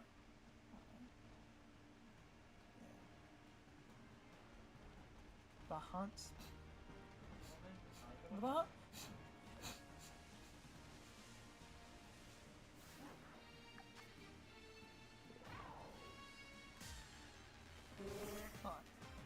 why to defeat a Pokemon.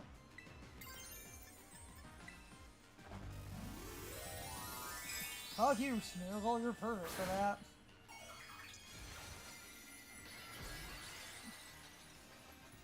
I hate this stupid thing. Smeargle is dumb.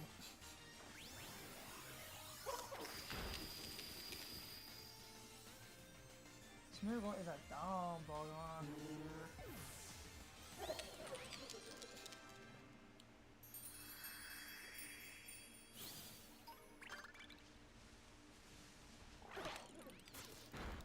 Also looks like Shine might have temporarily laughed. That's fine. That's fine. I mean, nice. Got to talk a little bit, and I got to go on my Game Freak ramble. Again, I'm never going to justify a lot of what happened. I just think it paints a better picture because Game Freak is chronically underfunded because the Pokemon Company is such a weird split off.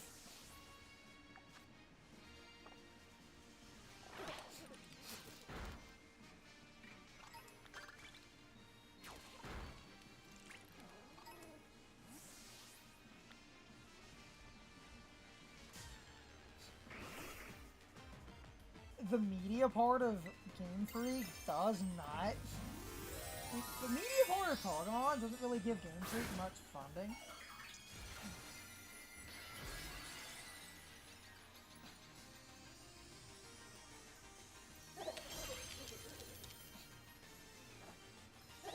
And that's unfortunate.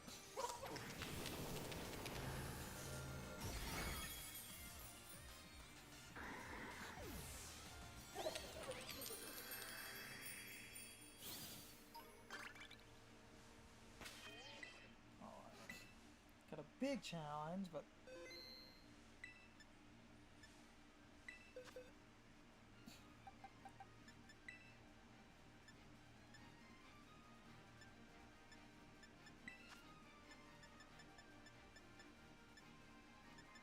Thunderwave.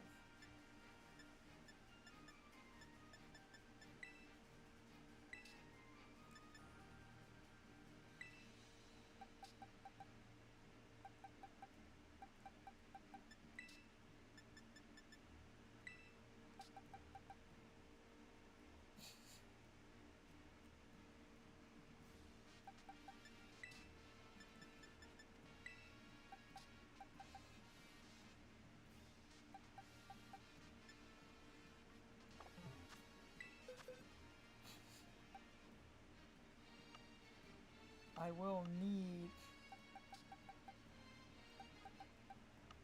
Thunderwave is, and there's other Pokemon I can technically also teach that to.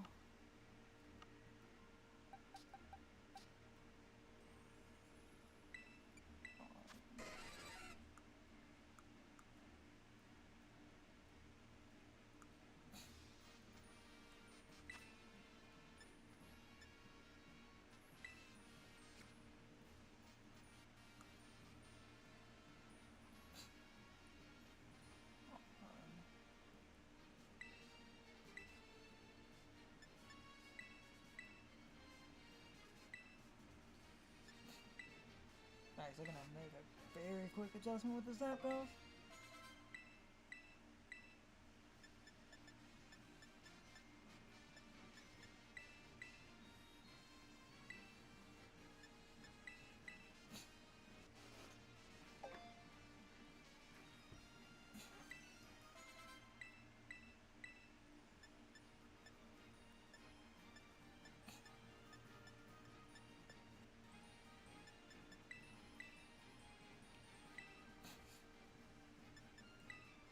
Discharge.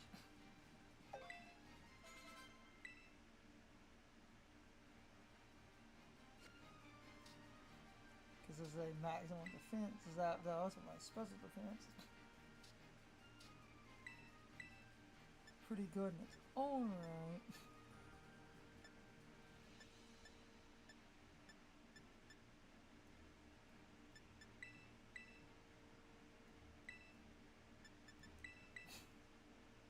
this.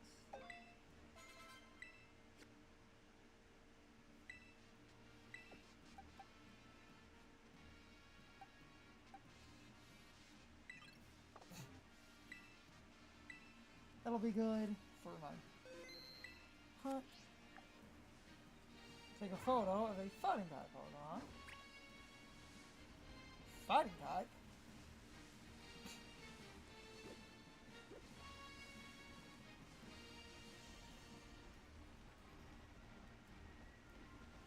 Shouldn't be.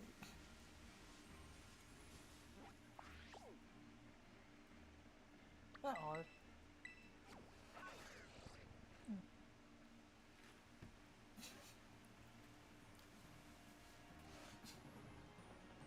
Me alone with my own rambling.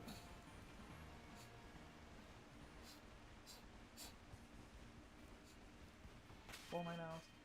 Kind of the full tragedy of Pokemon.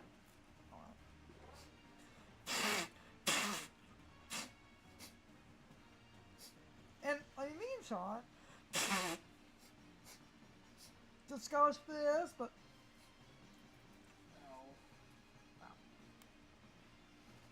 I didn't completely finish the one point Sean came in on the middle of.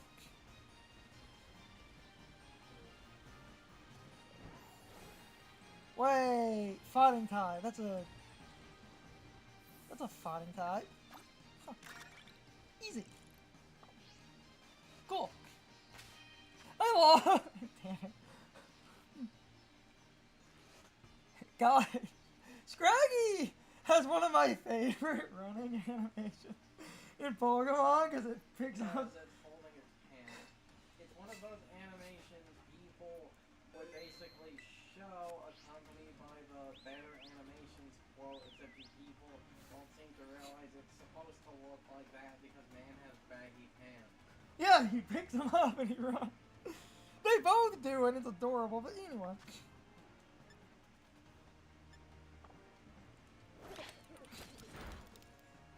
To loop back to that thing, because I didn't completely say it, Sean was hanging out because I started directly responding to Sean.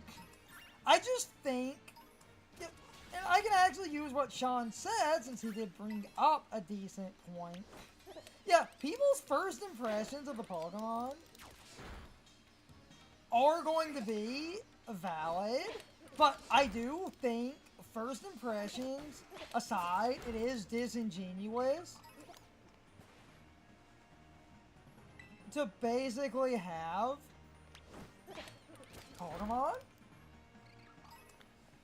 play the game like multiplayer and stuff.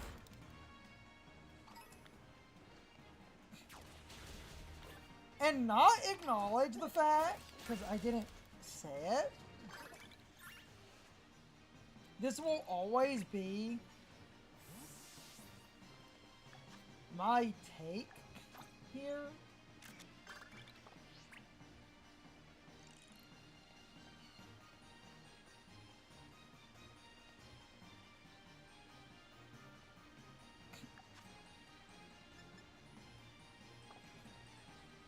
My take will always be basically Pokemon Scarlet and Violet, because even Sean said they're not bad games. I just think people that refuse to take the 5 seconds when they're playing alone to reset the game were being kind of ridiculous, honestly. And people that seem to be using multiplayer to film and record the game so that they could show how bad it is, just often, in my mind, come off as being a lot more disingenuous.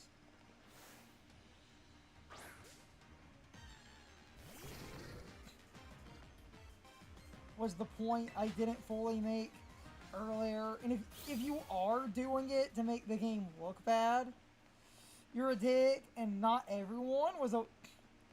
unfortunately aware of the fixes, but then those fixes spread around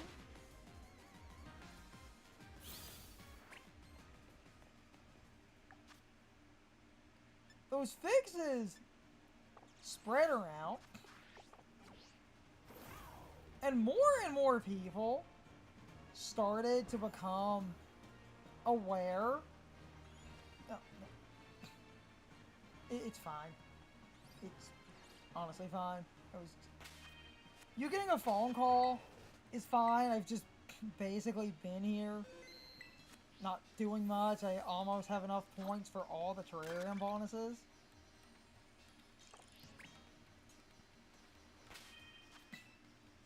All I did was go back to a point from earlier in the short way where these games were flawed games in a lot of ways, but I do feel like certain people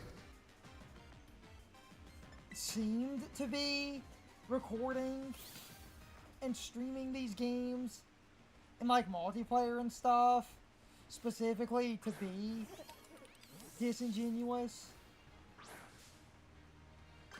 I'm not going to go on a crazy conspiracy, it's just kind of funny.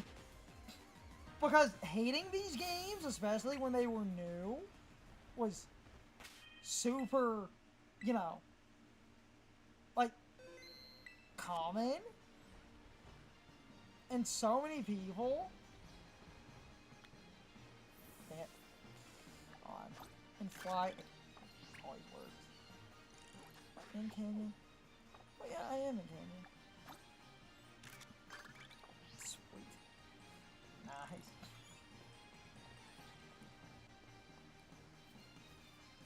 Okay, the half a point I was making was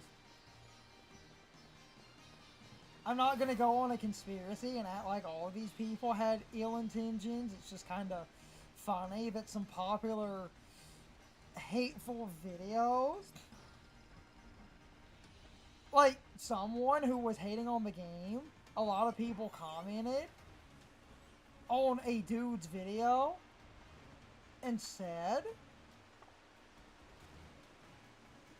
the game is way more unstable in multiplayer, and a lot of people did,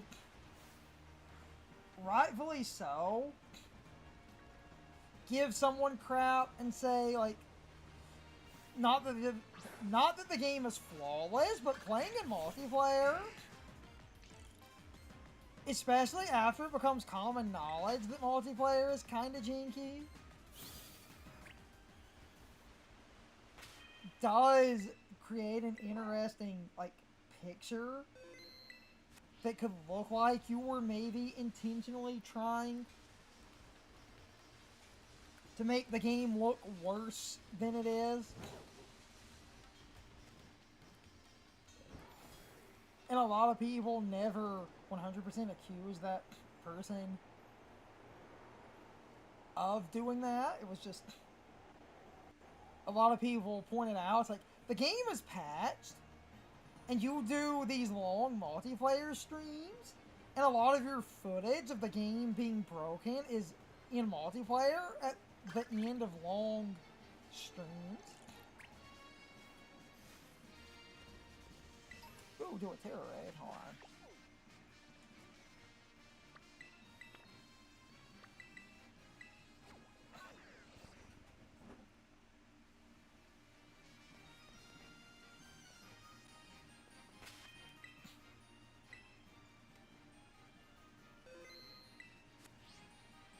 Because what I was also going to say, because a few of these people acted like Game Freak never patched anything, which, that is false.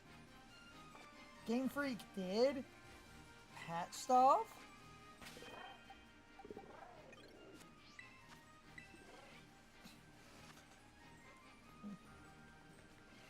And a lot of the problems people had, at least in a, basic sense, a lot of the bigger problems got patched pretty quickly. And a bunch of people continued to act like Game Freak wasn't patching problems when they were doing what they could. And it's nice that with Winds and Waves that they got to cook a little bit. Now for the raid here, I just get the trigger out meaning to. I just gotta win any raid so I can. Yeah, that. Bye. Booyah.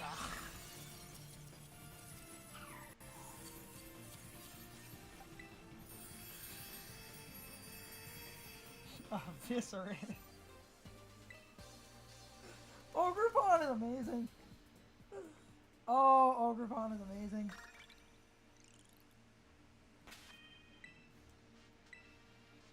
I love this thing.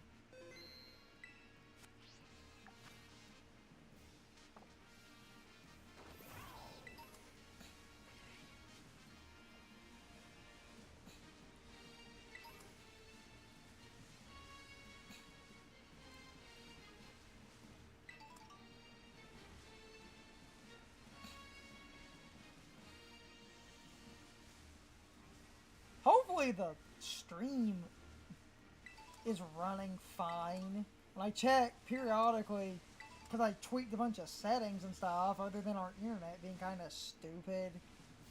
I've checked streams on my phone, and the settings I ended up going back to seemed stable enough. I just don't want the streams to look, you know, god awful or anything.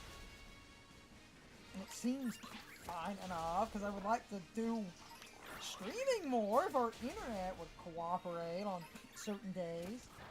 And resetting some settings I had tested and forgot about created more stability.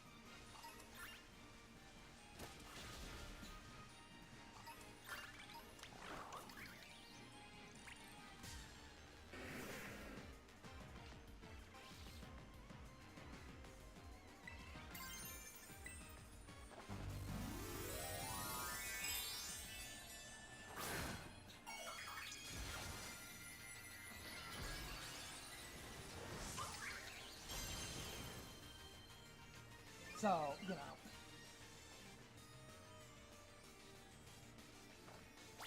Streaming and everything. It works. It can be kind of fiddly, but we barely have good enough internet for this. That discussion we had a while ago with what I said for avoiding some streaming is still kind of true. The internet we have specifically does not work well. Sometimes it just randomly decides to be really bad and drop off a cliff. So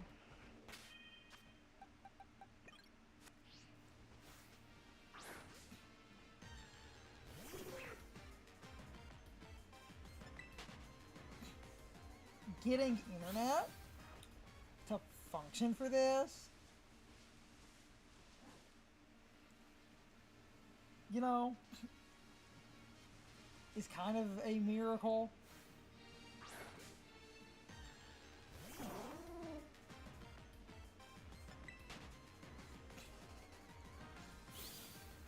Only if it's being kind of spotty, because I don't know what it is about this location. But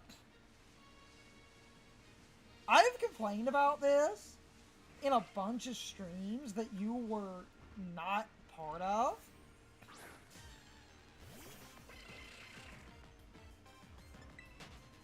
And I basically said tweaking some settings helps, but in general, our internet being spotty just sometimes basically means our internet just decides I'm going to basically not have a steady connection or anything.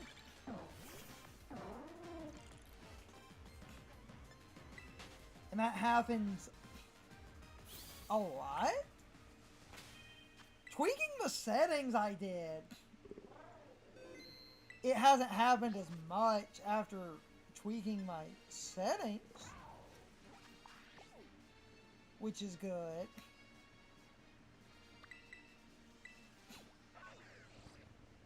Because I did have some settings that were causing some issues,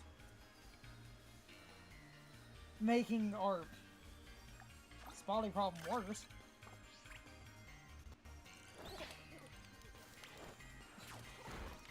So now I don't get as many issues, but with that said, oh, I still get the dumbest nonsense at pure random, and that will never completely go away.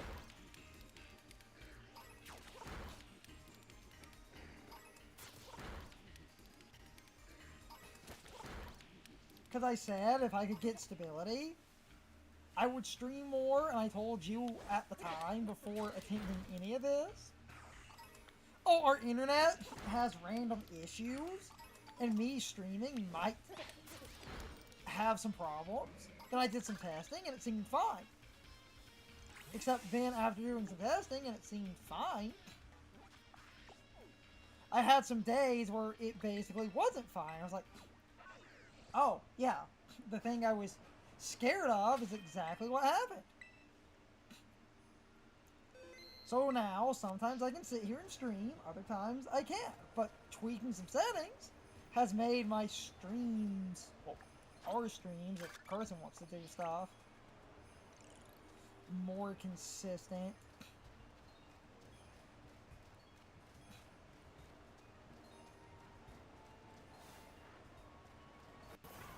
Which is good.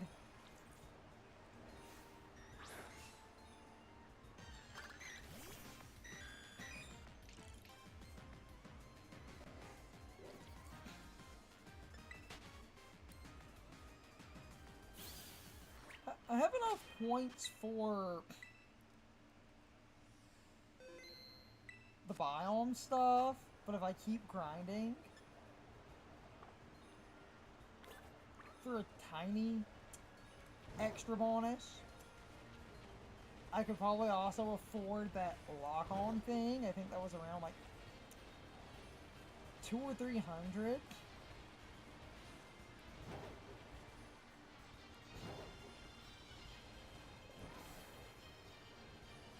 So, that'll be great.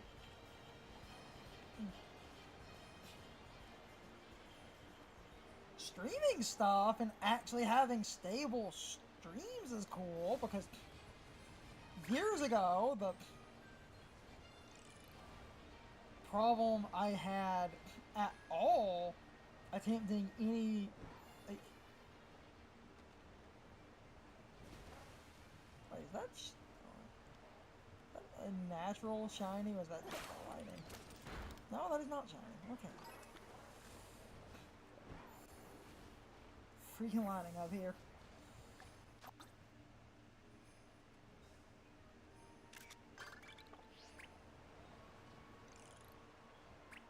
Take a photo of a wild psychic type.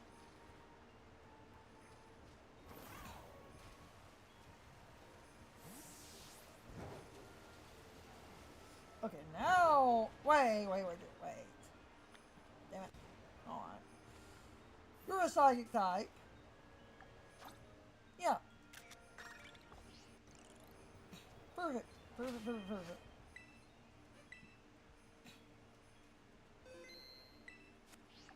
That's great. Pick up items. Oh, an icy rock.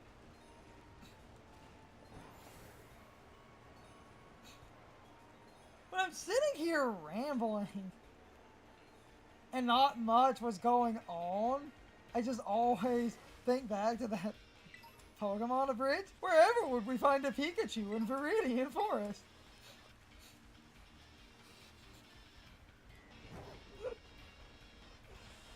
Oh, God.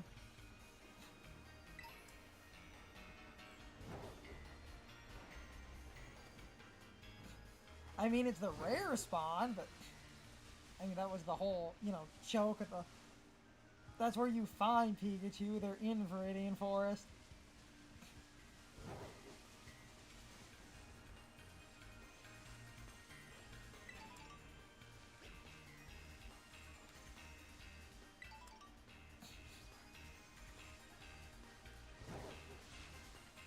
Okay.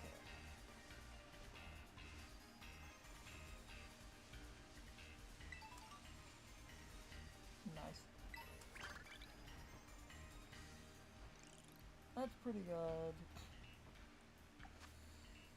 Auto battle. Simple. Then I can go check the prices of the stuff, and I can also get up in a minute, use the bathroom again.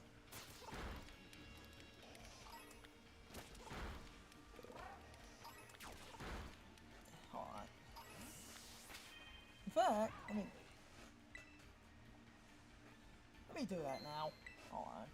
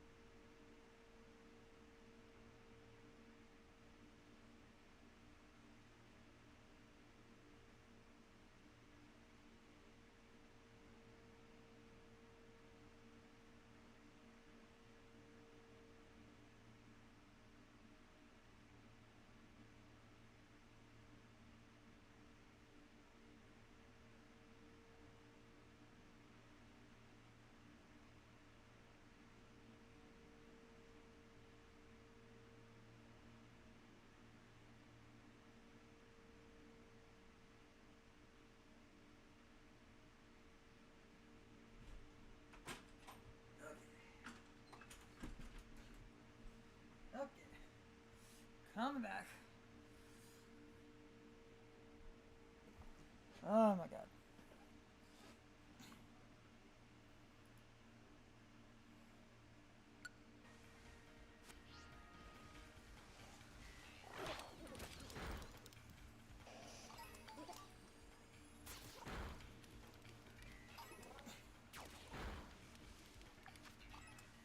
Do the hunting portion in a minute here.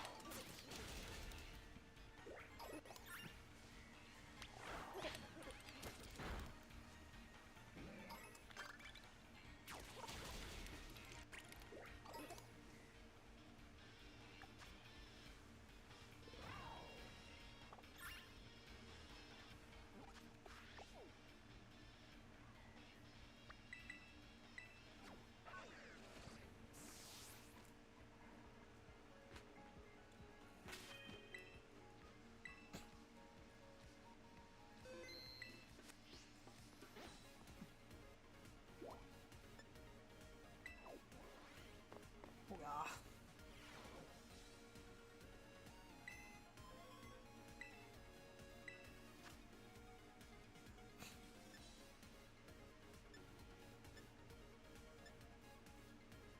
That one I can get later.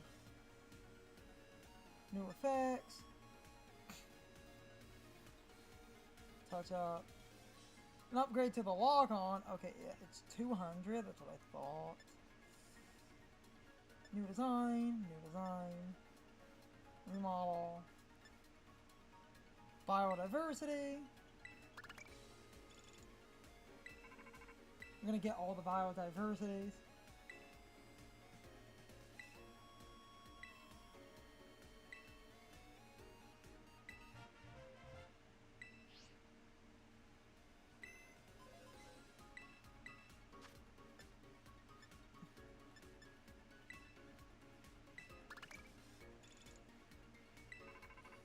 That's what I'm here for.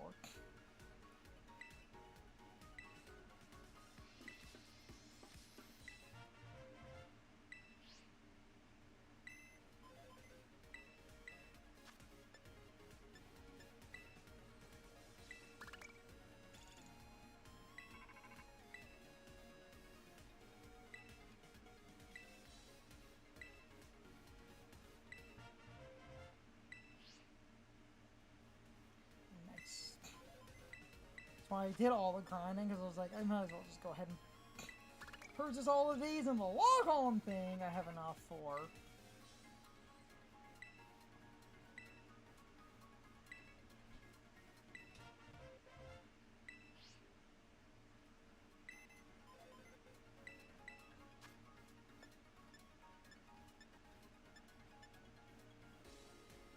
Upgrade to the log-on.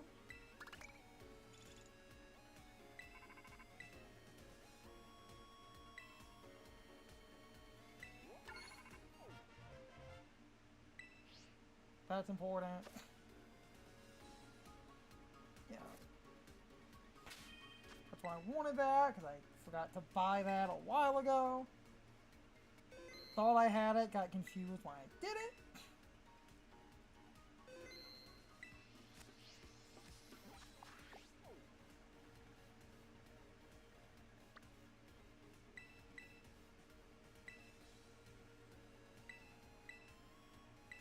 Oh yeah, you have to leave the club on.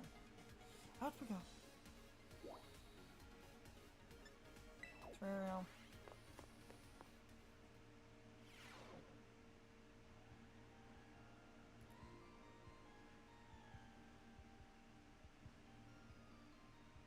Now the one issue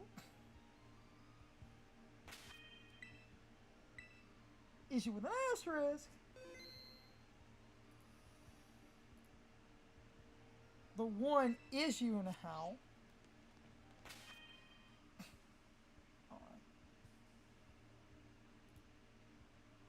is forgetting what biome I need. I have to quickly check that. Then I can start my hunts.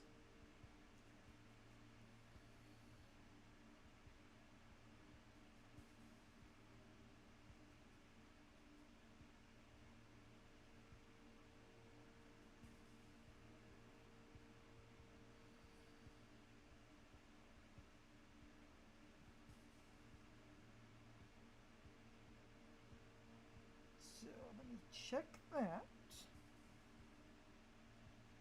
Because it's been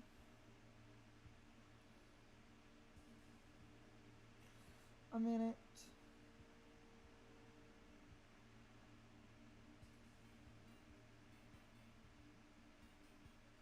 Then I just gotta figure out a spot.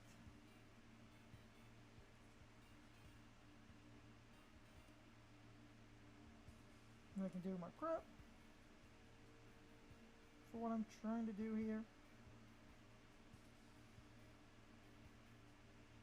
Canyon, okay. Simple enough.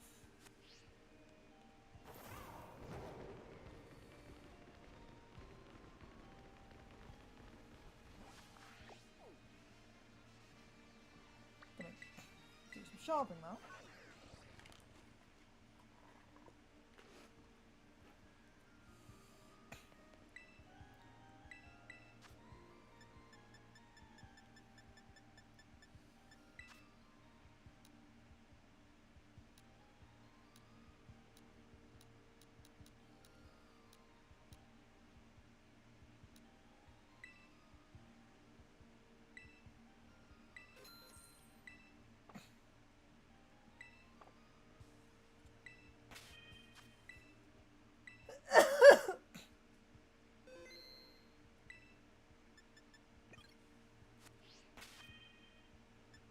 Actually, hold on. Okay.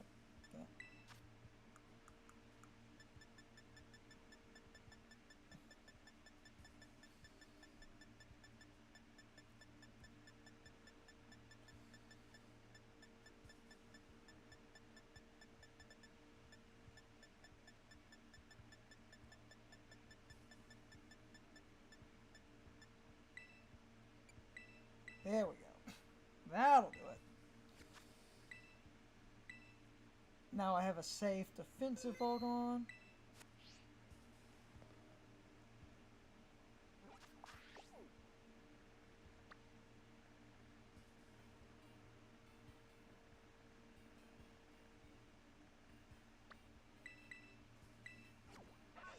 Now I just need to figure out where in this area is what I'm looking for.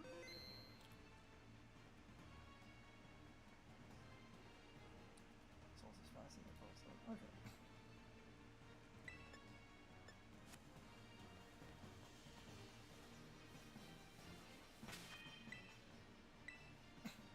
I'll do a test sandwich and then reset.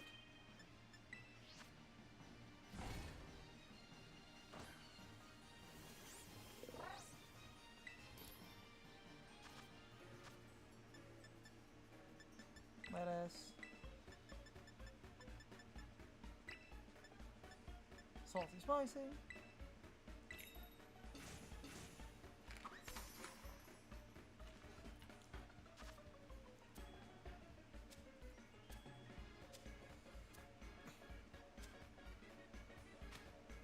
Okay.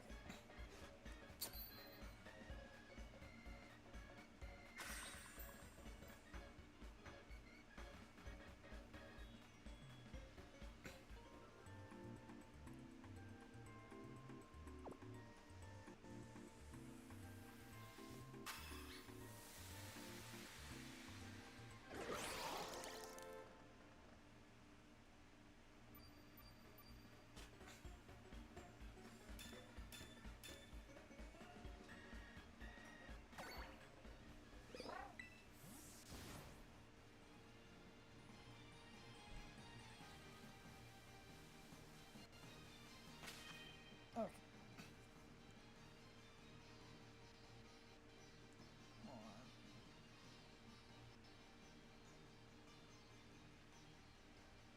Canyon, yeah. Canyon's correct. Just gotta find the spot I'm looking for. Like,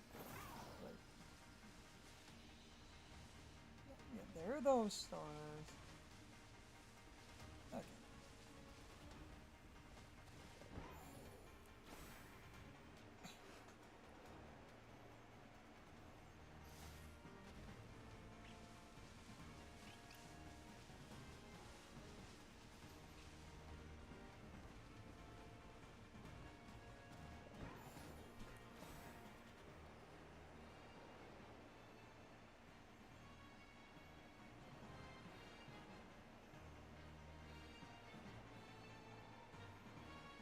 this little foresty area is I think what I'm looking for.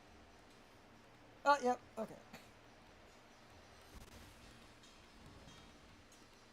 I want Treeko, but they're in that forest area next to the bridge, so to not waste my sandwich, I'm gonna go back. Reset.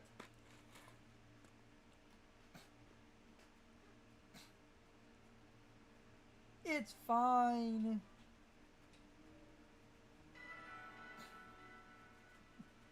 The weapons are always, like, kind of a bitch. You didn't miss much.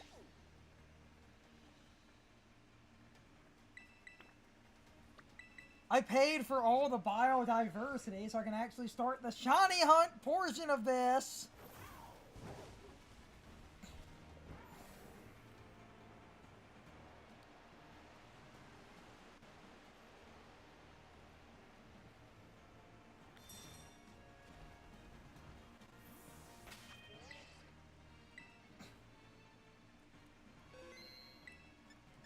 You didn't really miss much, honestly. Now the shiny hunt begins.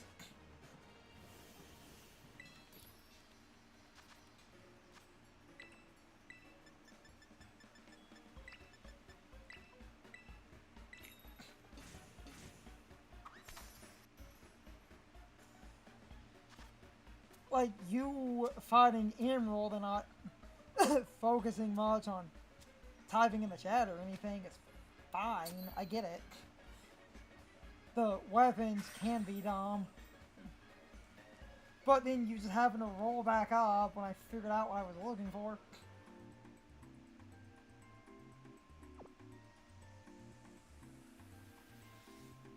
I am here for the Treeko, goddammit, so that's what we're going to get.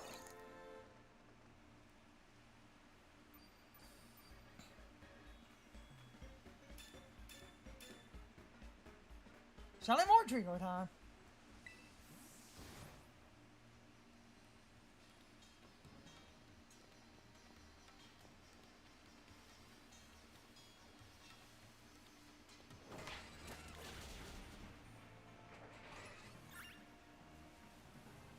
Because I need Treeko. I have not returned to Champions because this Mega Evolution was on my hit list, but I needed to grind to get enough points to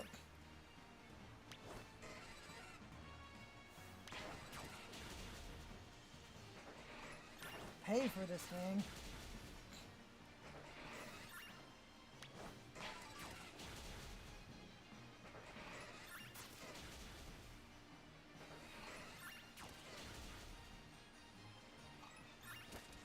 So now it's just a matter of knocking out some Treeko and just looking for the shiny marked one. Yay.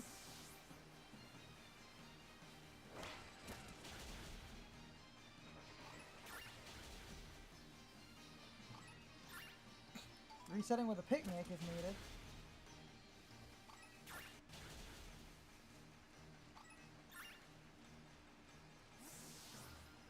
We're on the hunt now.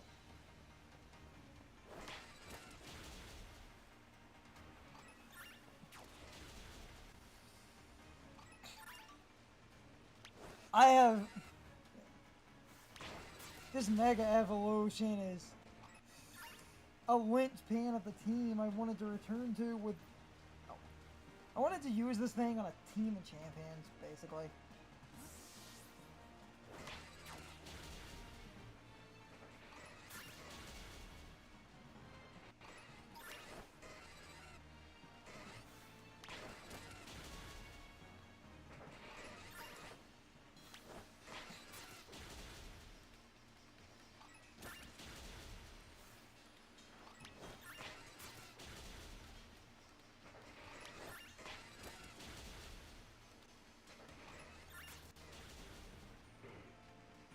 So then it just becomes a matter of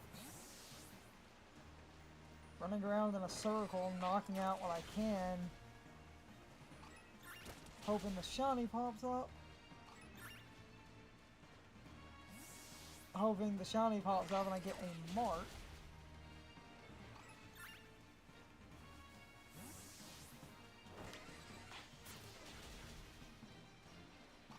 Without spending too much time here.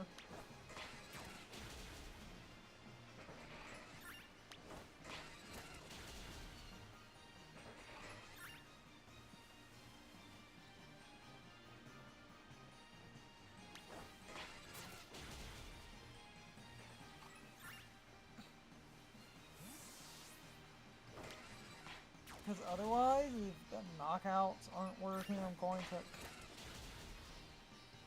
do the picnic method. But the knockouts can undo stuff. I can just knock out some groups. Run around in a circle, basically.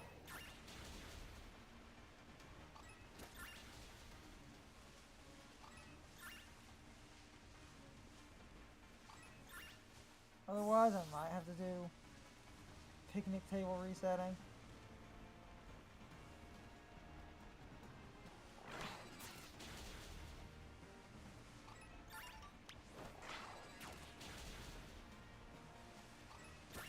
Okay, you see now that I got a decent little cluster forming.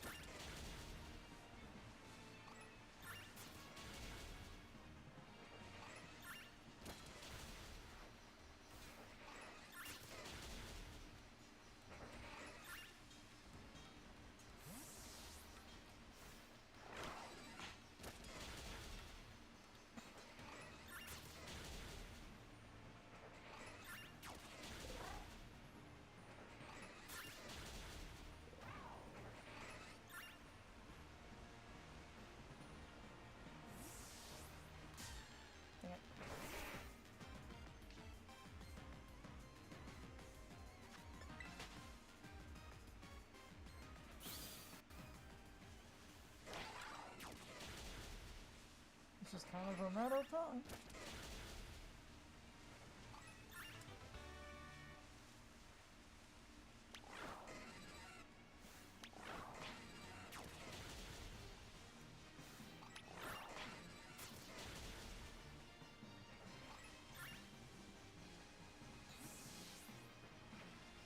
And maybe full table reset.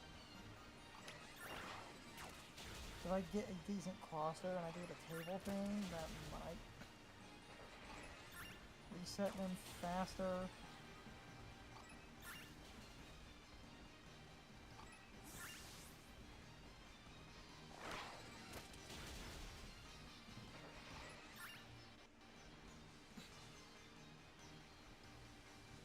Always hard to say.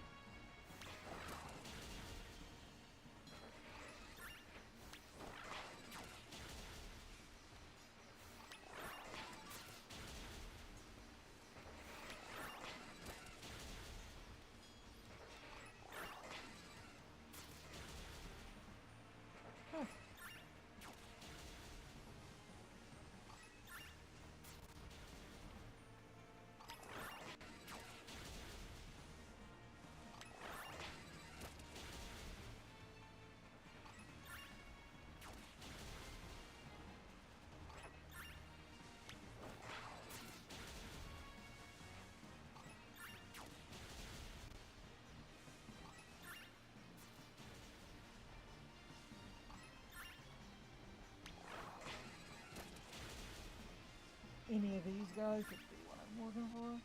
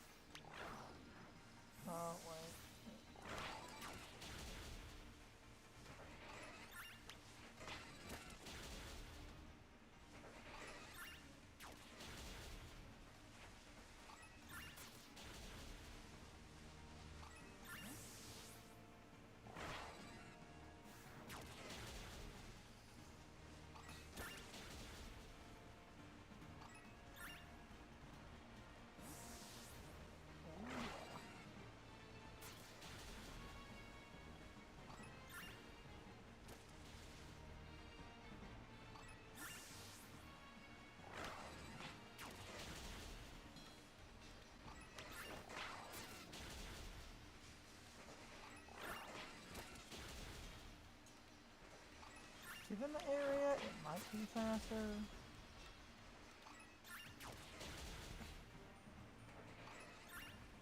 To reset via the table thing.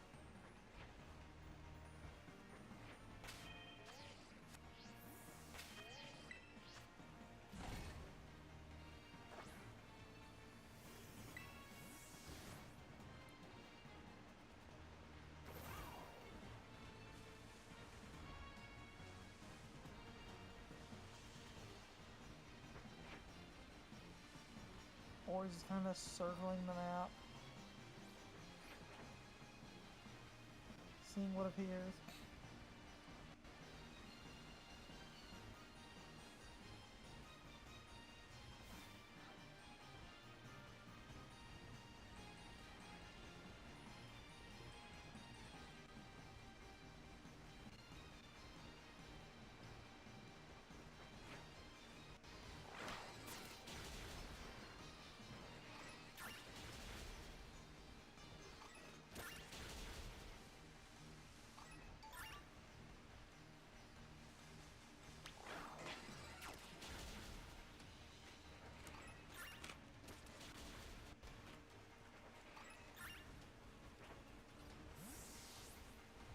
Thankfully?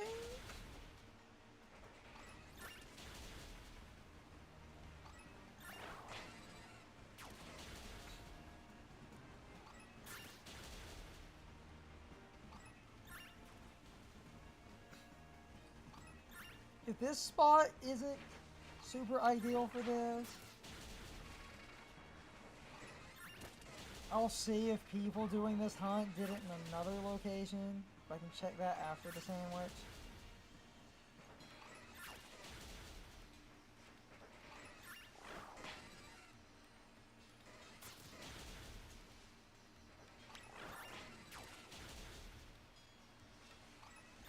I just knew they spawned up here. I thought they did, and I was right.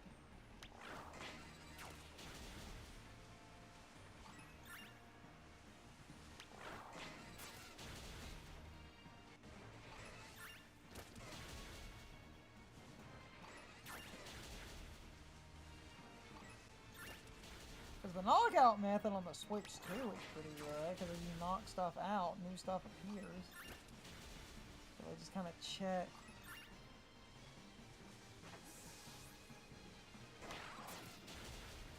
Around, it's not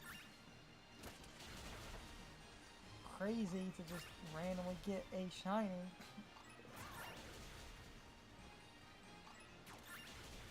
Popping up.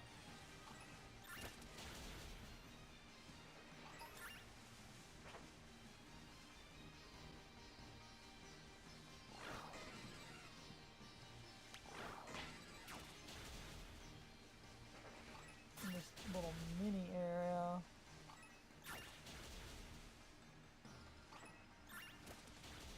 This is basically how I did the Steenie hunt. I just picked an area, got a good group to spawn, knocked them out, just ran in a circle.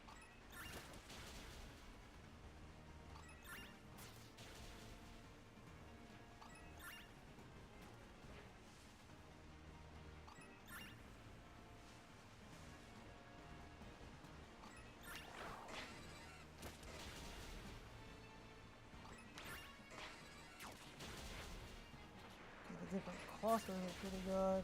This whole area could have a shiny if I just do laps around it.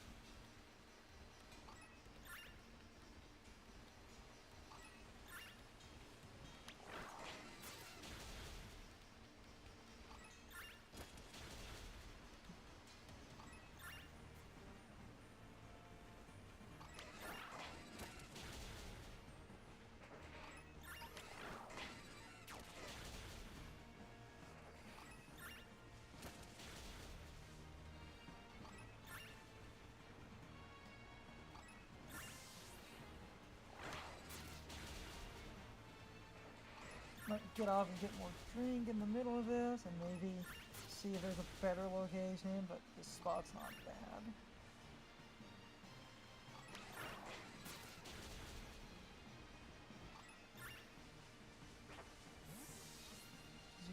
plenty spawns here.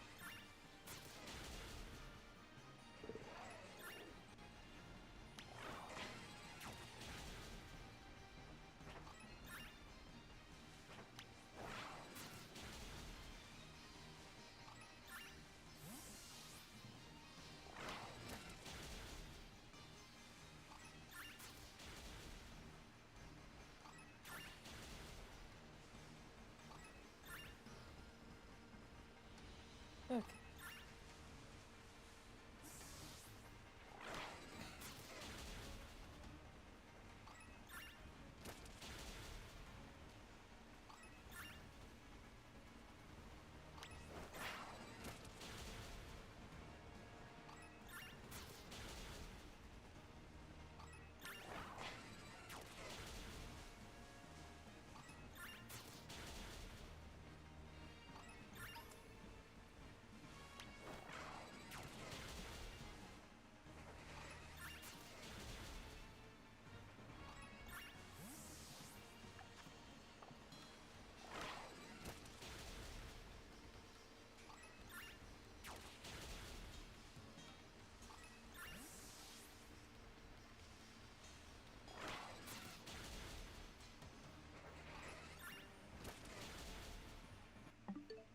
I'm gonna get more drink and maybe see if there's a better spot while I'm getting more drink.